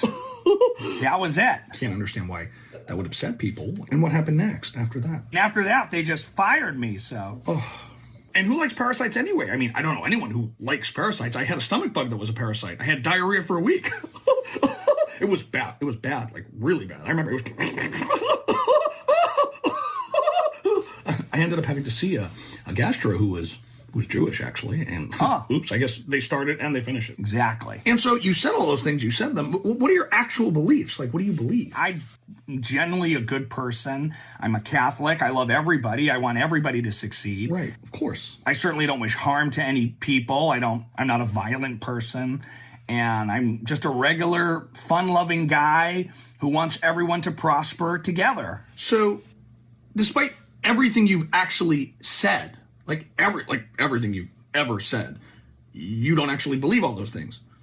You are actually a nice person, like a good person, a tolerant, mainstream person, despite all the things you've ever said or believed, really, like deeply held, hateful, disgusting beliefs. Despite all those beliefs and all the statements and all the things you've ever said, you're actually not those things. You're actually like a nice, good person, is what you're saying. Yeah, despite everything I've ever said, ever, about anything and all of my kind of core beliefs, this is what I'm saying now. It's so true. So true. You know, before we continue, I think this would actually be really helpful, actually, like really helpful. 1 second. Here, everybody, watch this. I like that. It's the neuralizer. It erases everyone's memory. It's from Men in Black. Well, honestly, I prefer Men in White. Right, of course. So. Me too, actually. I'm not sure, but maybe. One more time. So, how did you get fired? He came out with a new video. Hold on a second. He came out with another video He's amazing. Literally 30 minutes ago, he came out with it. Here. Watch it, man. It's always good. It's always good. You can always count on. Oh, he came. That video that we just watched came out at the right time. That struggle is inextricably linked to the struggles in. Yeah, this is Mamdani. Oh, this is Mamdani. Okay. I think it's important to remember that when we think about the struggles of everyday New Yorkers, that struggle is inextricably linked to the struggles in Palestine. Everything that's happening in New York to New Yorkers is attributable to what Israel and the IDF is doing to Palestinians. For example, when I look at the actions of the NYPD and I see the police brutality that has plagued our city, I see the IDF and I see the lessons drawn from the IDF that are directly affecting in a very impactful way the actions of the NYPD. When I look at the homelessness across New York City, I think about the homelessness across Palestine and the occupied territories and how what's going on in Israel and the actions of the Israeli government are directly causing homelessness in New York City. Really? When I go down to the East Village, I think about all of the villages that were displaced during the Nakba. To me, there is a distinct particular connection between the East Village and East Jerusalem. And that's undeniable. Not sure. The other day, I got stuck on the subway and we were all delayed. This was directly caused by the IDF. How? When I passed by a New York City construction worker and he starts catcalling and making rude comments, he was like, "Hey, how you doing?" And I said, "This is learned Zionist behavior. This is learned from the Israeli government." Come on, Zoran. When we see the floats that are about to go up for the Macy's Thanksgiving Day Parade, I think about the Gaza flotilla. Dude. I mean, inflatables in the sky and these boats. There's a connection to that struggle. And when I go to the Freedom Tower, to the 9/11 Memorial, I think about my aunt. Your aunt. Okay. So, Zoran, any thoughts on Hamas? Oh, I don't have opinions about that. I want to focus on New York. Well, do you think they should disarm? I'm not sure. Should the police disarm? Yes. Yes. Ay, ay, ay. Ay, ay, ay. Unbelievable. Okay, let's watch Avi Loeb. Avi Loeb, and then we'll call it a Le Evening. If you want to be I mean, we'll talk about it. Yeah. I mean, it's only midnight. I mean, it's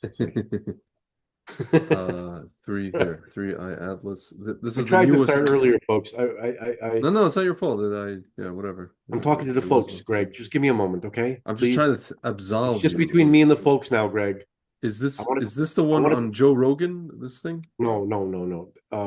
That was just obnoxious. Mm-hmm. Nothing came of that. Good. Nothing good. Not in my opinion. I think that. I mean, it's mostly Avi Loeb's fault. Mm-hmm.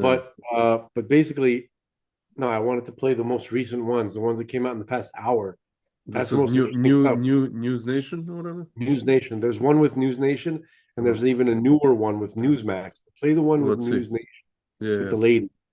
This is. Okay, and then we'll play the other one. Let me actually go to News Nation's. They're short. No, I'll go to News Nation's.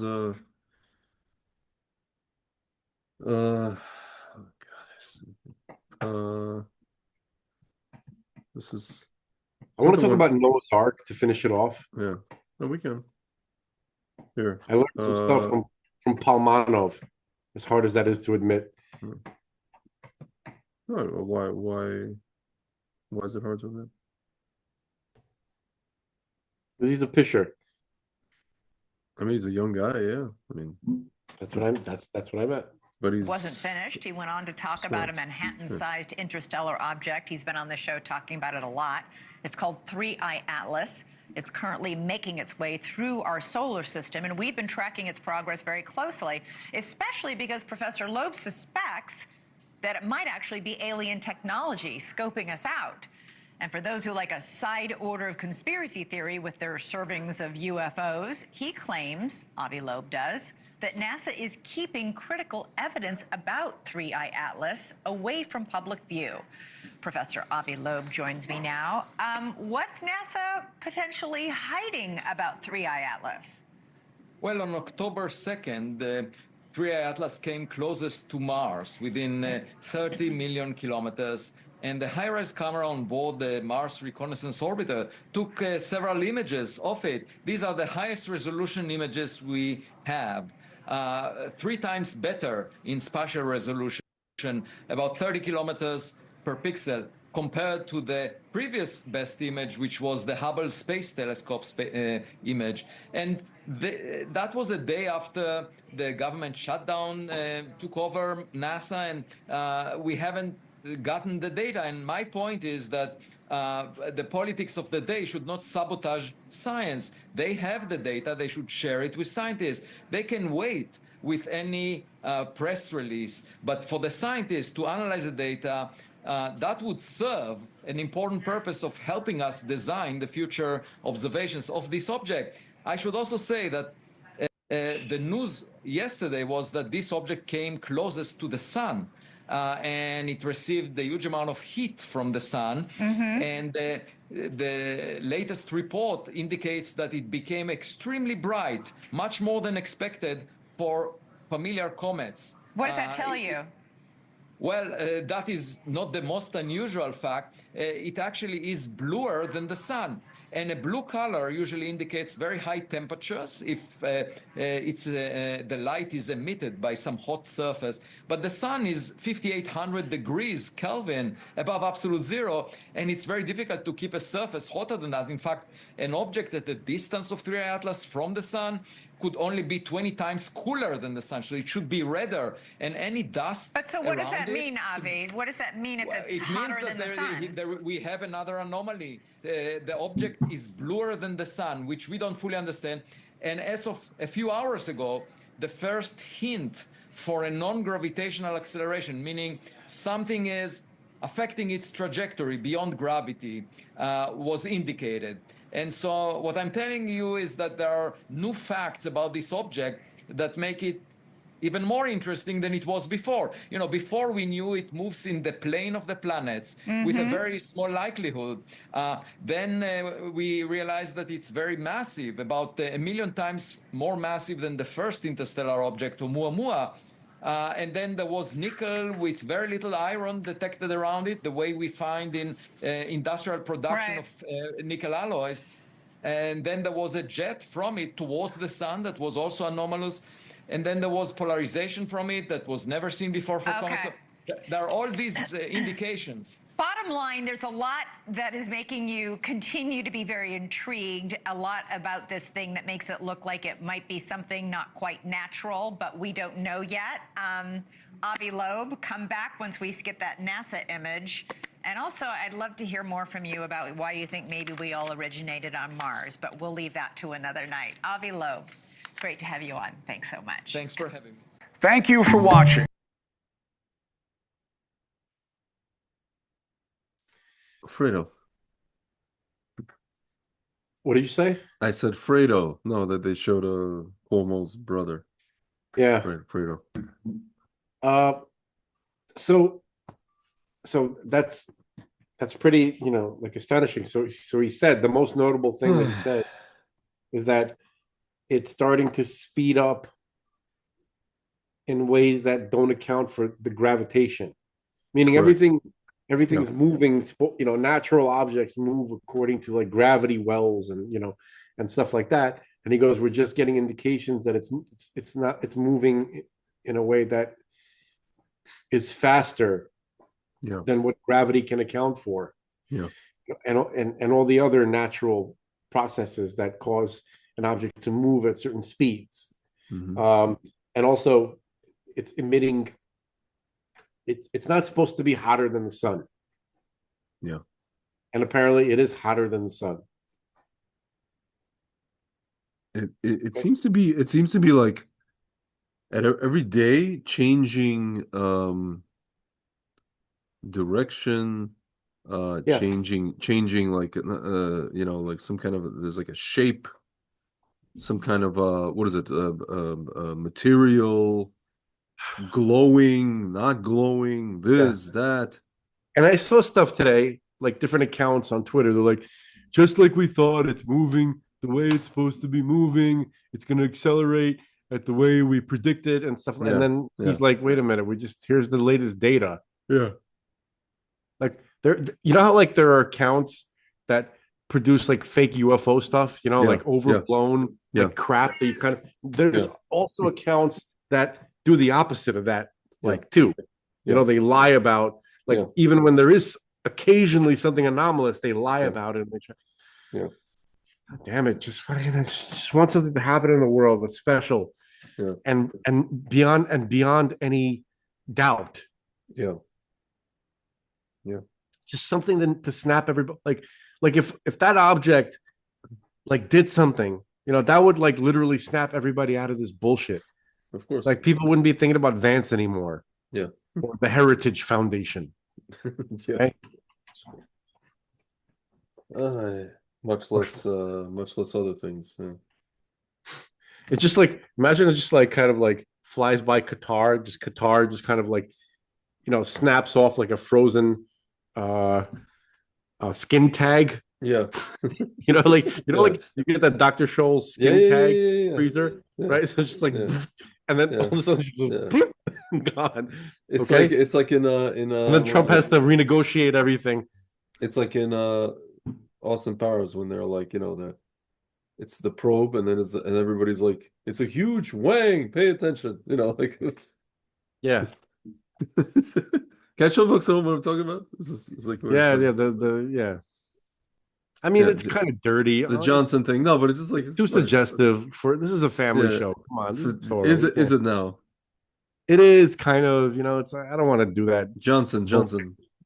Yes, I know. It's a little I'm not in support of it. It's not that bad. It's a little vulgar. It goes on for too long. It's I hear you. overly suggestive. All Okay? right, Frank. I'm gonna allow Honestly, you to it's I'm gonna not allow mine. I'm gonna allow you to censor us. Let's just be censored a little bit, you know, like you're Terrible. trying to clean it up a little, you know.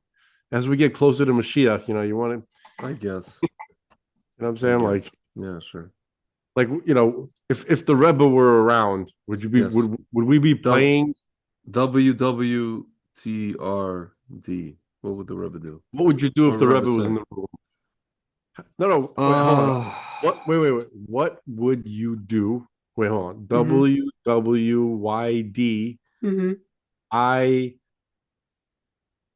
IR. It's too many acronyms. Too many acronyms already.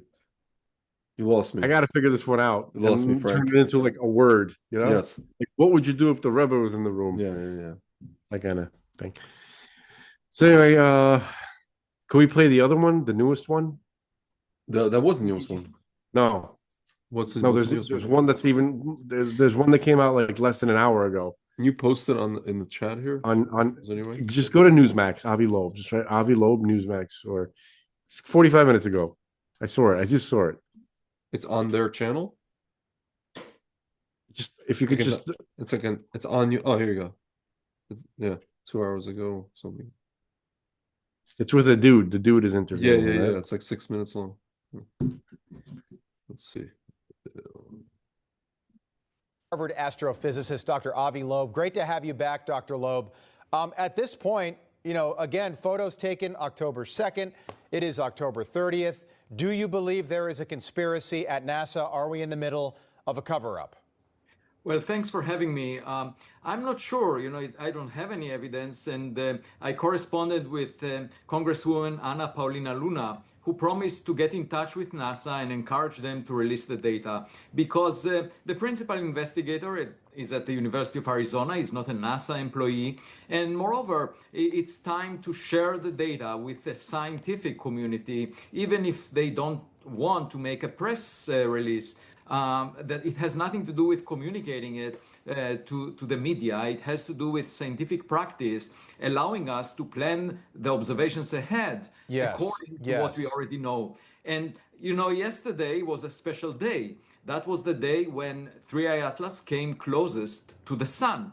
We cannot observe it from Earth because the sun is between us and this object.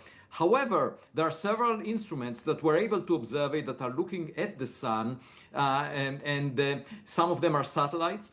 And as of this morning, we have a report that the object got much brighter than expected, much brighter than any previous comet from the solar system did as it approached the sun, perihelion, so to speak. And moreover, the color of the object is bluer than the sun. And that's very surprising, because usually when there is dust around an object, it should make it red. And we expect the surface temperature of the object to be an order of magnitude lower than the surface temperature of the sun, which is 5,800 degrees above absolute zero. So the object should be much cooler than the sun, therefore redder than the sun. Nevertheless, the data shows that it's bluer than the sun, meaning a very high temperature, perhaps a power supply that exceeds what we expect, or some physics that we don't fully understand. Why would it be bluer than the sun? So you're saying this object, 3I Atlas, what the rest of the scientific community, the establishment claims is a comet, reemerged on the other side of the sun, and its color has changed. It did not break up when it traveled behind the sun. The sun's heat did not impact it in that way. Do we know if it's made any sort of turn toward planet Earth, or is it still on its original trajectory? We don't have data on the trajectory. It looks like it didn't deviate much when the data was taken, but that's before perihelion. That's a few days before, all the way to October 25th or so. What we want to see is what happened after October 29th. And next week, on the first week of June, there is a European Space Agency spacecraft called the JUICE on its way to Jupiter, and it will be able to take data from it. However, it's using its sun, it's using the communication dish as a sun shield. So we won't be able to receive the data for a few weeks, but the European Space Agency was completely transparent when they took data back in early October. It was released to the public a few days later. Okay, Dr. Loeb, let me just stop you in the interest of time. I just want to, there's a couple things we have to move through. So Sean Duffy is the NASA administrator. Sean Duffy's been on this program several times.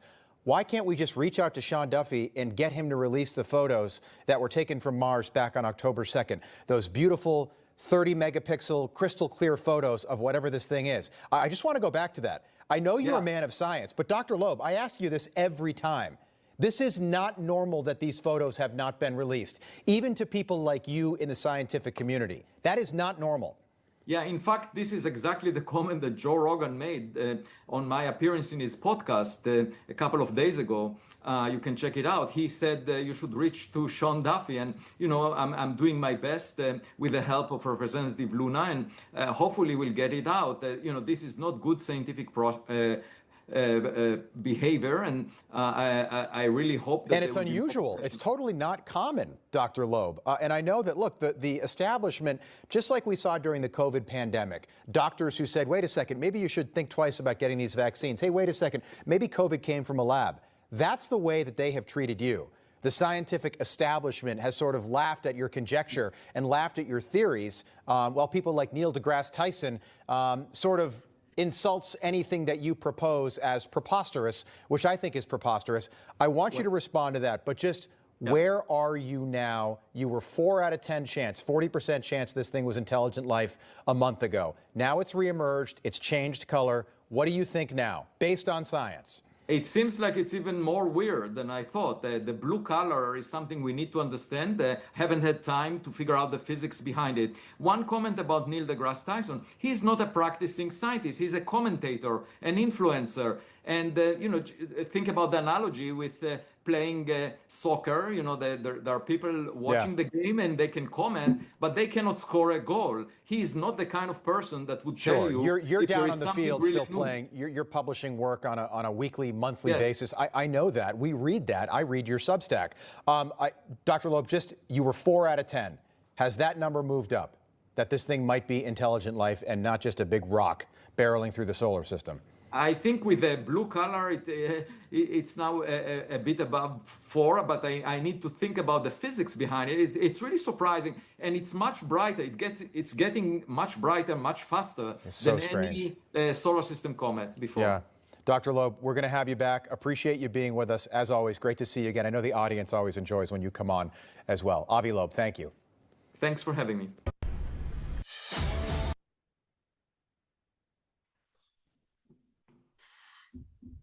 I noticed that he pressed him on this whole getting an image, a clear image from NASA and stuff like that.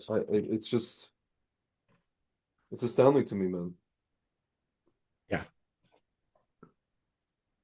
Like, I mean, I yeah, guess they're deciding whether or not to release it or to produce a fake image. yeah, Or they can't produce a fake image if you have an Avi Loeb there yeah, who's gonna like perhaps look at it yeah, like realistically, like he's not gonna cooperate yeah, the fake image. Like he'd be like, this is a fake image because yeah, the push, you can tell by the push that this is not a real image. It makes no sense, he'll say something like that, so they're not gonna release a fake one yeah, because you know what I mean? Like, yeah. okay, so interesting. The comet makes me think of Noah's Ark, something that I learned I'd never heard before. I have to give credit to Rabbi Ephraim Palmanov. He was reading from our tradition in the Talmud about the gopher wood. Fair. If you recall, in the verses, it talks about the material that Noah used to create the ark. Ah, So he mentioned that it was gopher, and that's the only time that word was ever used in the Torah. It's a mysterious word, and apparently the Talmud, our oral tradition, brings down that it was not. It was some kind of stone, actually, interesting. not a wood. It was a stone Yeah. that had some kind of blue. There was a blue hue to it. It was some kind of ore Yeah. that had like minerals and perhaps some kind of metallic, and there was sulfur. Well, it says here squared timber planks, and then it says most likely translation of the. I mean, this is just like theorizing. Akkadian term cedar beams or Giparo reeds. And then it says also built of reeds waterproofed with pitch. The Aramaic I know. So the Aramaic renders this word as kadros. This is a Tangram Onkelos. Cedar, and then it could be boxwood, but then it says just pitched wood, whatever that means. Laminated wood. The pitch that was described, that's a separate word. I'm just going. I'm like, this is from his most recent lecture. Yeah. Okay, I don't remember where in the lecture he talks about it, but basically, that this gopher substance has something to do with it. It's kind of bluish. There's something blue, and then the sulfur could account for it. And there's some kind of similarity to the stone that was used to make the ark, not the ark, the tablets of the Ten Commandments. Okay. Yeah. And so anyway, the point is that it wasn't that there was some kind of from the outside of this object, there was definite dimensions, right? It was like 300 feet one way and then 50 across and a certain distance high. I don't remember the exact dimensions, but basically there's a connection to the Ark of the Covenant as well. So basically he says, well, before we get to that, he also built it not in the way that people think he was built. Like they always picture him like sawing away and, literally like, hammering and whatever, all that kind of stuff. Yeah. But he actually built it using verbal commands. Yeah. Which were paired with certain thoughts and certain physical movements. So whenever you see like Harry Potter, you see, Star Wars or whatever kind of like science fiction or fantasy stories, right? This was based on the kind of thing that people were able to do from the time of Adam until Noah. Yeah. They began, so it's like they knew the programming language of the universe. Okay, so it's similar to what we can do with computers. We have, how do we use computers? We have a keyboard, right? We have a mouse, we have a screen. Okay, and then we can type in commands, and we can make the computer do certain things, but the commands have to be very exact, right? Yeah. If you're looking for a website, if you miss one underscore or one forward slash, you're not getting to the website. It has to be exact. Like the search engine can guess it, but it ultimately it chooses an exact website, right? And the same thing with the command. If you need to copy and paste something, right? So it's Command C to copy and Command V to, and it's not going to work if you choose a different letter, right? Yeah. So too the with the programming language of the universe itself, which is a highly sophisticated computer. And the people of Adam's time, they knew that. People between Adam and Noah, they knew that, and God taught them how to use that command language. And they started using it for bad things, right? Make a long story short, and then the flood. So whatever the flood is also not such a simple thing, but basically, Noah used these abilities, right? Pairing thought, speech, and action Yeah. with the programming language of the universe, right? To build the ark, and the ark was made of very special material, right? And so basically, from the outside, it had the dimensions that were discussed in the Hebrew scripture, but on the inside, it was different. And it's connected to the idea of the Ark of the Covenant that was in the Holy of Holies in the temple. So it had this, in a sense, it did not occupy any actual physical perceivable space. No, I mean like it was perceivable, right? But when you actually measured it, it did not seem to occupy any of the space within the room that it was in, because the Holy of Holies was a 20 by 20 cube, 20 cubits. Yeah. Okay, 20 an amma, right? That's a measure that's like supposed to be from the tip of your finger or like from your fist to your elbow, something. I can't remember the exact measurement, right?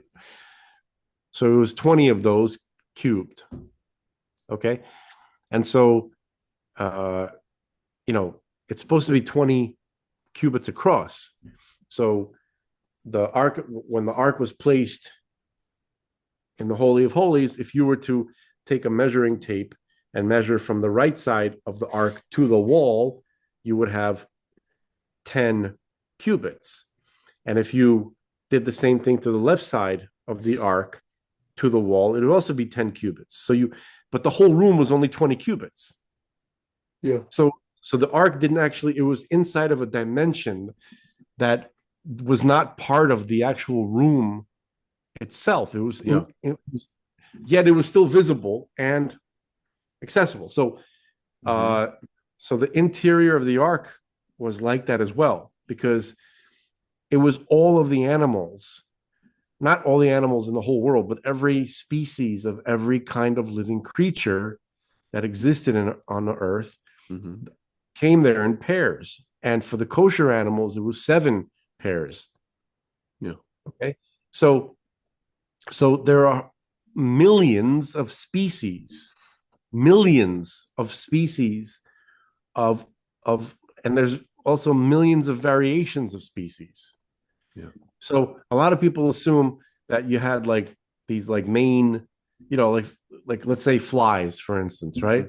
So there's like there's one pair of flies that came, and then when they came out, they released, and then they mutated and stuff like that, and now you have different species. No, that's not what the Torah is saying. Every species and all their variations that existed ended up on the ark. Mm-hmm. Okay, in pairs. Okay, so it's not like every member of the species, but all the different species. There's millions of species of ants, millions of species of every kind of living creature that you can imagine. And we're not talking about millions of creatures. We're talking about numbers of species. Yeah. And there were more animals, more that existed then than now. Yeah. Because after the ark, stuff went extinct. Yeah.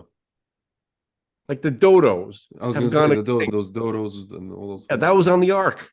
Yeah. Can you imagine the kind of animals that he had there? The point is that the interior of the ark was like a mini world. Yeah. It was the size. It was, you know, for all intents and purposes, it was a insular world with in some kind of unseen dimension. Okay, from the outside, the ark had a certain, you know, had a definite shape, but inside it was not, did not seem to be limited. It was enough. It was like every creature had its own habitat.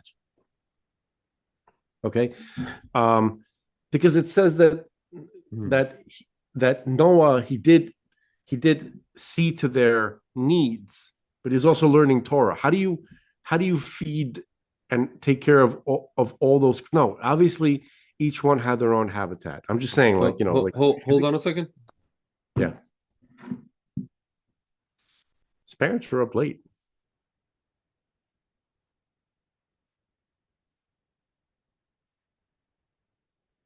Hope we're not keeping them up. Well, we're finishing up.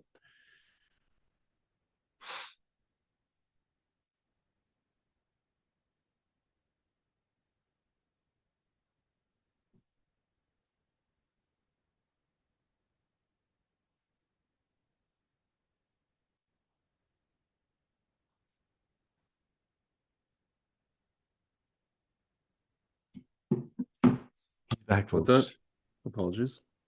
No problem whatsoever. Hope everything's okay. No, it's all good. So anyway, so basically, it's pretty remarkable. And also, it says explicitly in the verse that God told him to affix a tzoar, right? Like it's, you know, it's usually, you know, for the kids, for the kiddies, yeah, regardless of what their age is, right? But for the childlike minds, it's just it's a window. There's not a window. It's something that emitted light, like the sun in the sky and the moon at certain time. There was no external. There was nothing external outside of the ark that was being used. Everything, it was a self-sustaining, like maybe some kind of like bio kind of dome, if you think about it, right? But obviously on a much different level. And it was completely shielded from everything that was going on the outside. So it was a mini universe that was functioning within a completely chaotic universe on the outside that was being undone and then reconfigured, right? Like the entire world essentially was destroyed and then kind of recreated again for that period of time. So Noah's Ark was something beyond really anything that most people think about. Yeah. Okay. Externally, it did have a definite shape. Internally, it was a completely different story. And there's a lot more to it than that too. Yeah. Like stuff you can only find really in science fiction, like from that show Eureka. Mm-hmm. You know, there was like I remember in the 2000s, early 2000s, you know, they had like artificial suns and stuff like that. Like I don't know what it was, but it was some kind of stone, some kind of material that acted like sunlight, and also then like moonlight at the correct times. Yeah, like it was a functioning world internally. It's interesting. Yeah, and there's also like star charts. It was fast. It was basically like some kind of like advanced like spacecraft. Yeah. Okay. And then I saw another in Star Trek Enterprise, also in the early 2000s, right? They encountered a capsule in space. Yeah. It was a small capsule. They found somebody, one person inside, and then when they opened up a compartment, they found a ladder going down very, very, very far. It didn't make any sense because the capsule was small on the outside, but internally it had dimensions which are seemingly impossible. So that's what the ark was like. That's where they probably got the idea. And we're talking about it today because we just read Parshas Noah. Yeah. So this week's portion. Yeah. So fascinating. And then the ark, I mean, excuse me, then the Tower of Babel is described as something completely different. Yeah. But I highly recommend listening to Rabbi Ephraim Palmanov's latest lecture. Palvanov.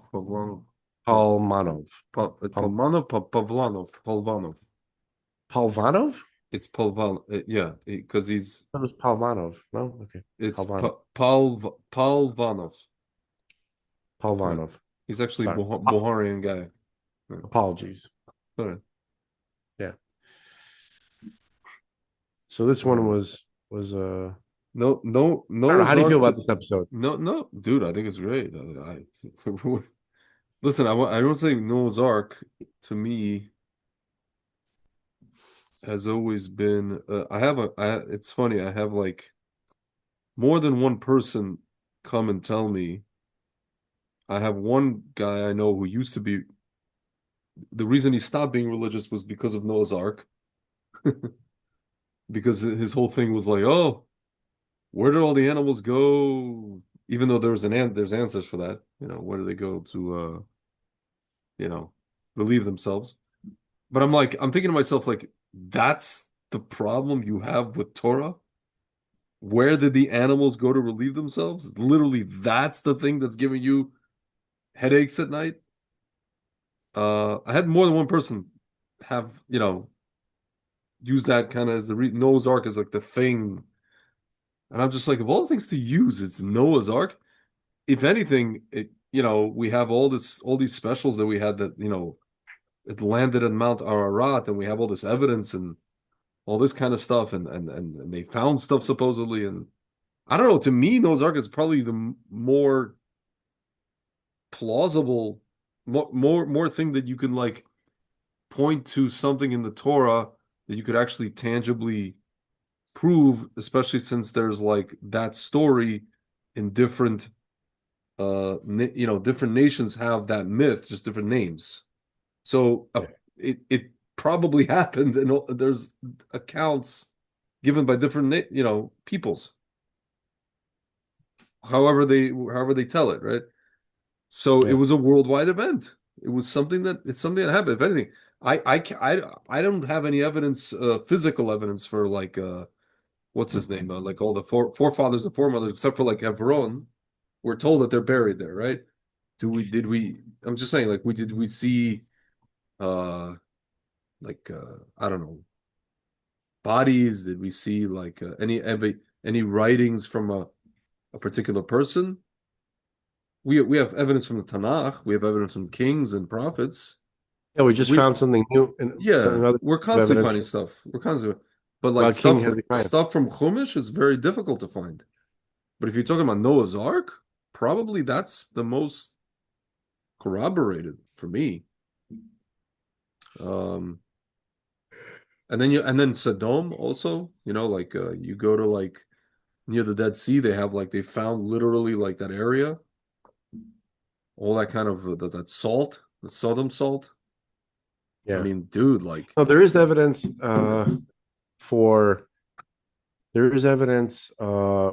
in Egypt. There's steles talking about Israel leaving. Yeah. So that's from the Chumash. Yeah. And then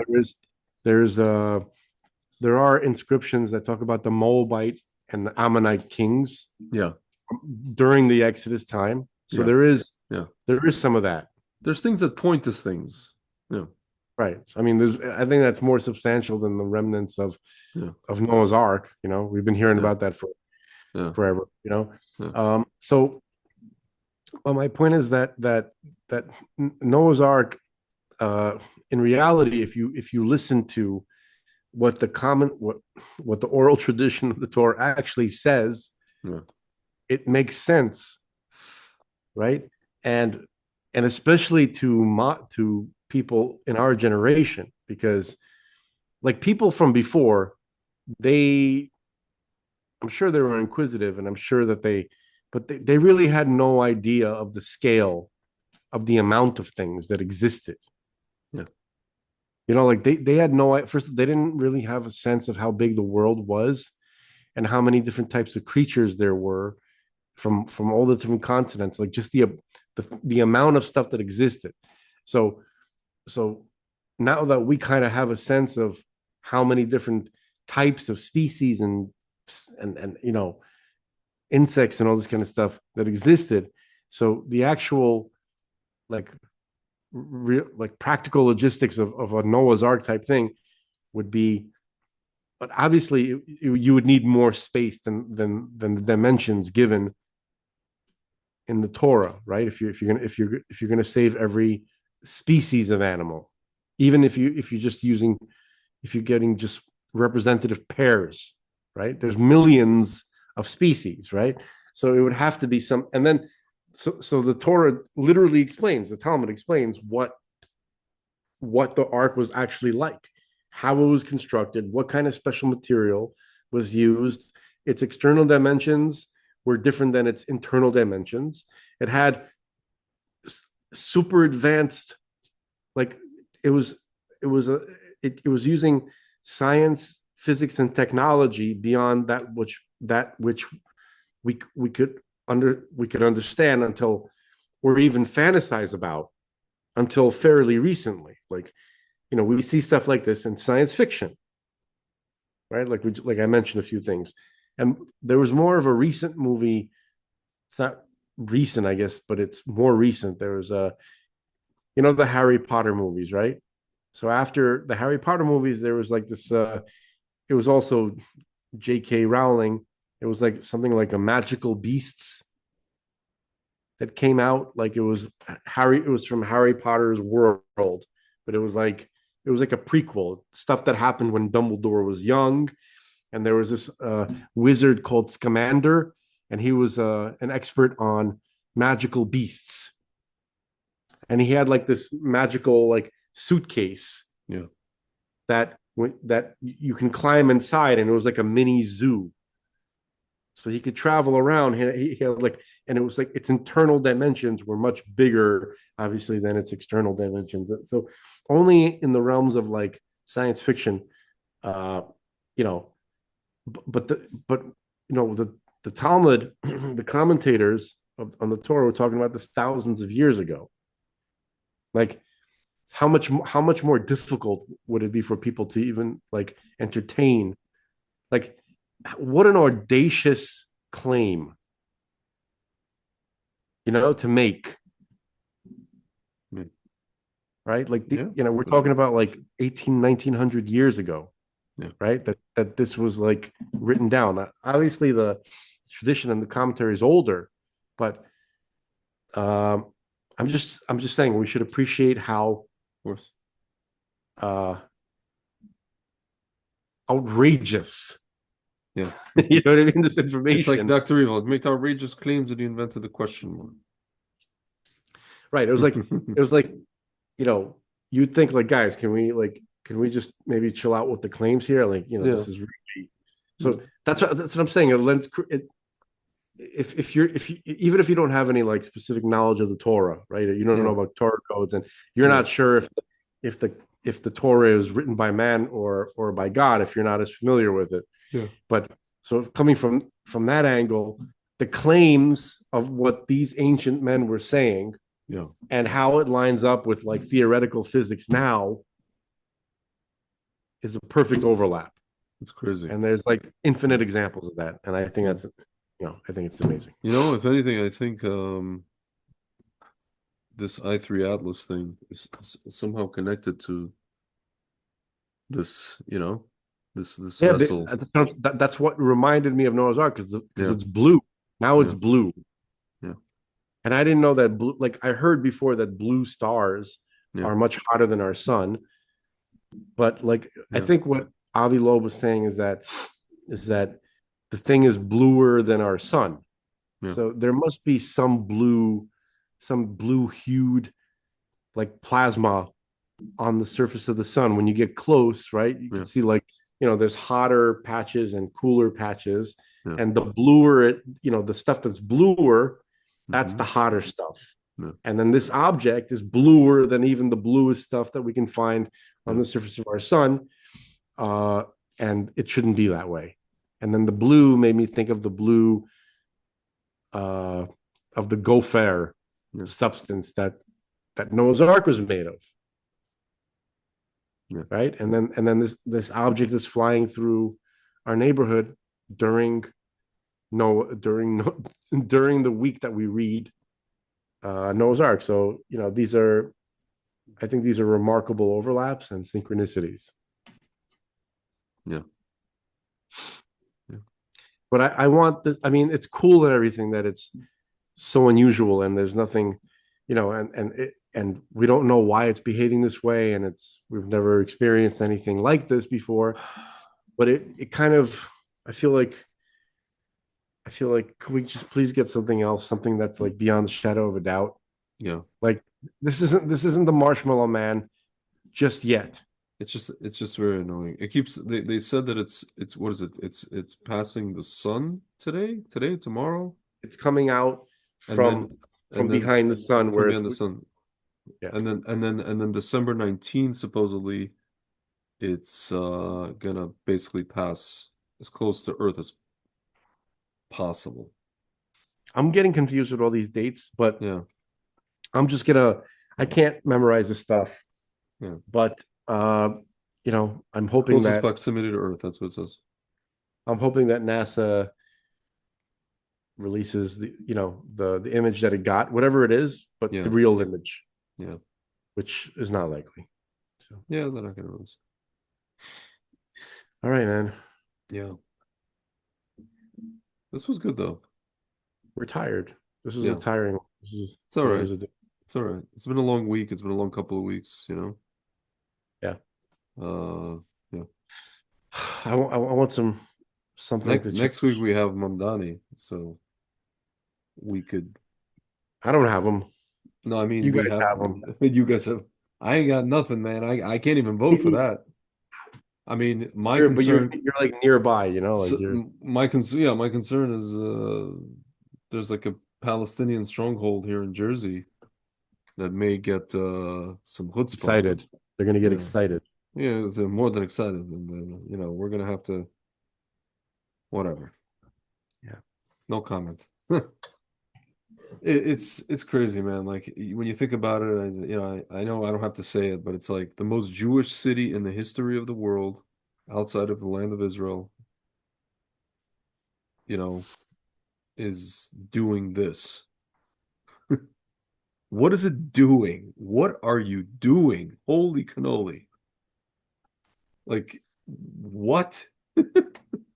It's got to be a sham. I don't agree. It's being done. It's being done. No, but it's being done to the city. Obviously, it's being done. But I'm just saying, like, it's not the Jews doing it. So if it's being done, then you got to ask, what is Hashem doing?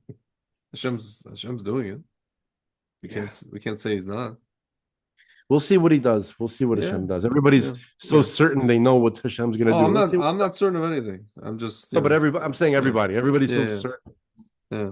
Oh, sleeve with this. He has to drop a. Hey. That's another thing that's like crushingly disappointing from Trump. Yeah. Like whatever your beefs are, this petty shit. Yeah. He's a Republican candidate. Just fucking support him. Giuliani endorsed him. Yeah. They work together to fight crime and stuff. Yeah. But look, here's the thing, man. Like, everywhere Sliwa goes, there are people who come out and they're like, anywhere you go in the city, there's Sliwa voters. Yeah. Like everywhere.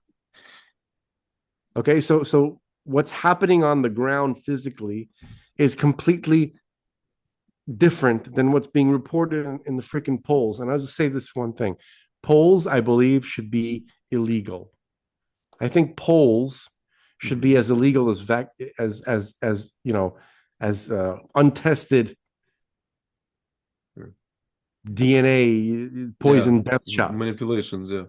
It's a manipulation. Yeah. It's a psyop. It's a Yeah. psychological tool of terror where Yeah. it's a poll is there to not to tell you what reality is, but it's there to shape reality. It's just like people telling you about Islamophobia. It's to shape your psyche. They're molding your brain into something that like thinks a certain way and accepts certain things. That's right, music.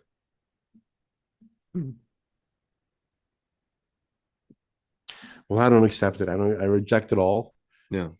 I reject it all, and I think it's very good to be Islamophobic. It's a very, very good thing. It shows you're wise. It shows you're normal. It shows you still have a soul. That's right. And a heart. And it's stunning the categories. To see what's happening in Sudan. I didn't even want to talk about it because it's too over. It's literally too insane. It's absolutely insane. It's like literally the same thing that happened in October 7th and during Nazi Germany. It's the same. It's like it's just seeing women holding children getting shot by these fucking like apes. What did apes ever do to me? Whatever these things are. Nothing. Freaking we have to just believe that, it's that's the difficult part. We spoke about this, about emuna and bitachon, like to see that kind of stuff. And you're just in the modern, it's not like 100 years ago, 200 years ago, it's the modern world. You know what I was saying? Like every time I watch, like those the Omegle, like these pro-Israel guys are like speaking to random Arabs on the videos, the video chats. Yeah, I think I've seen that. Like yeah. Tal Oran, and then there's another guy, Shahar, whatever his name is. They're all very good. These guys are very good.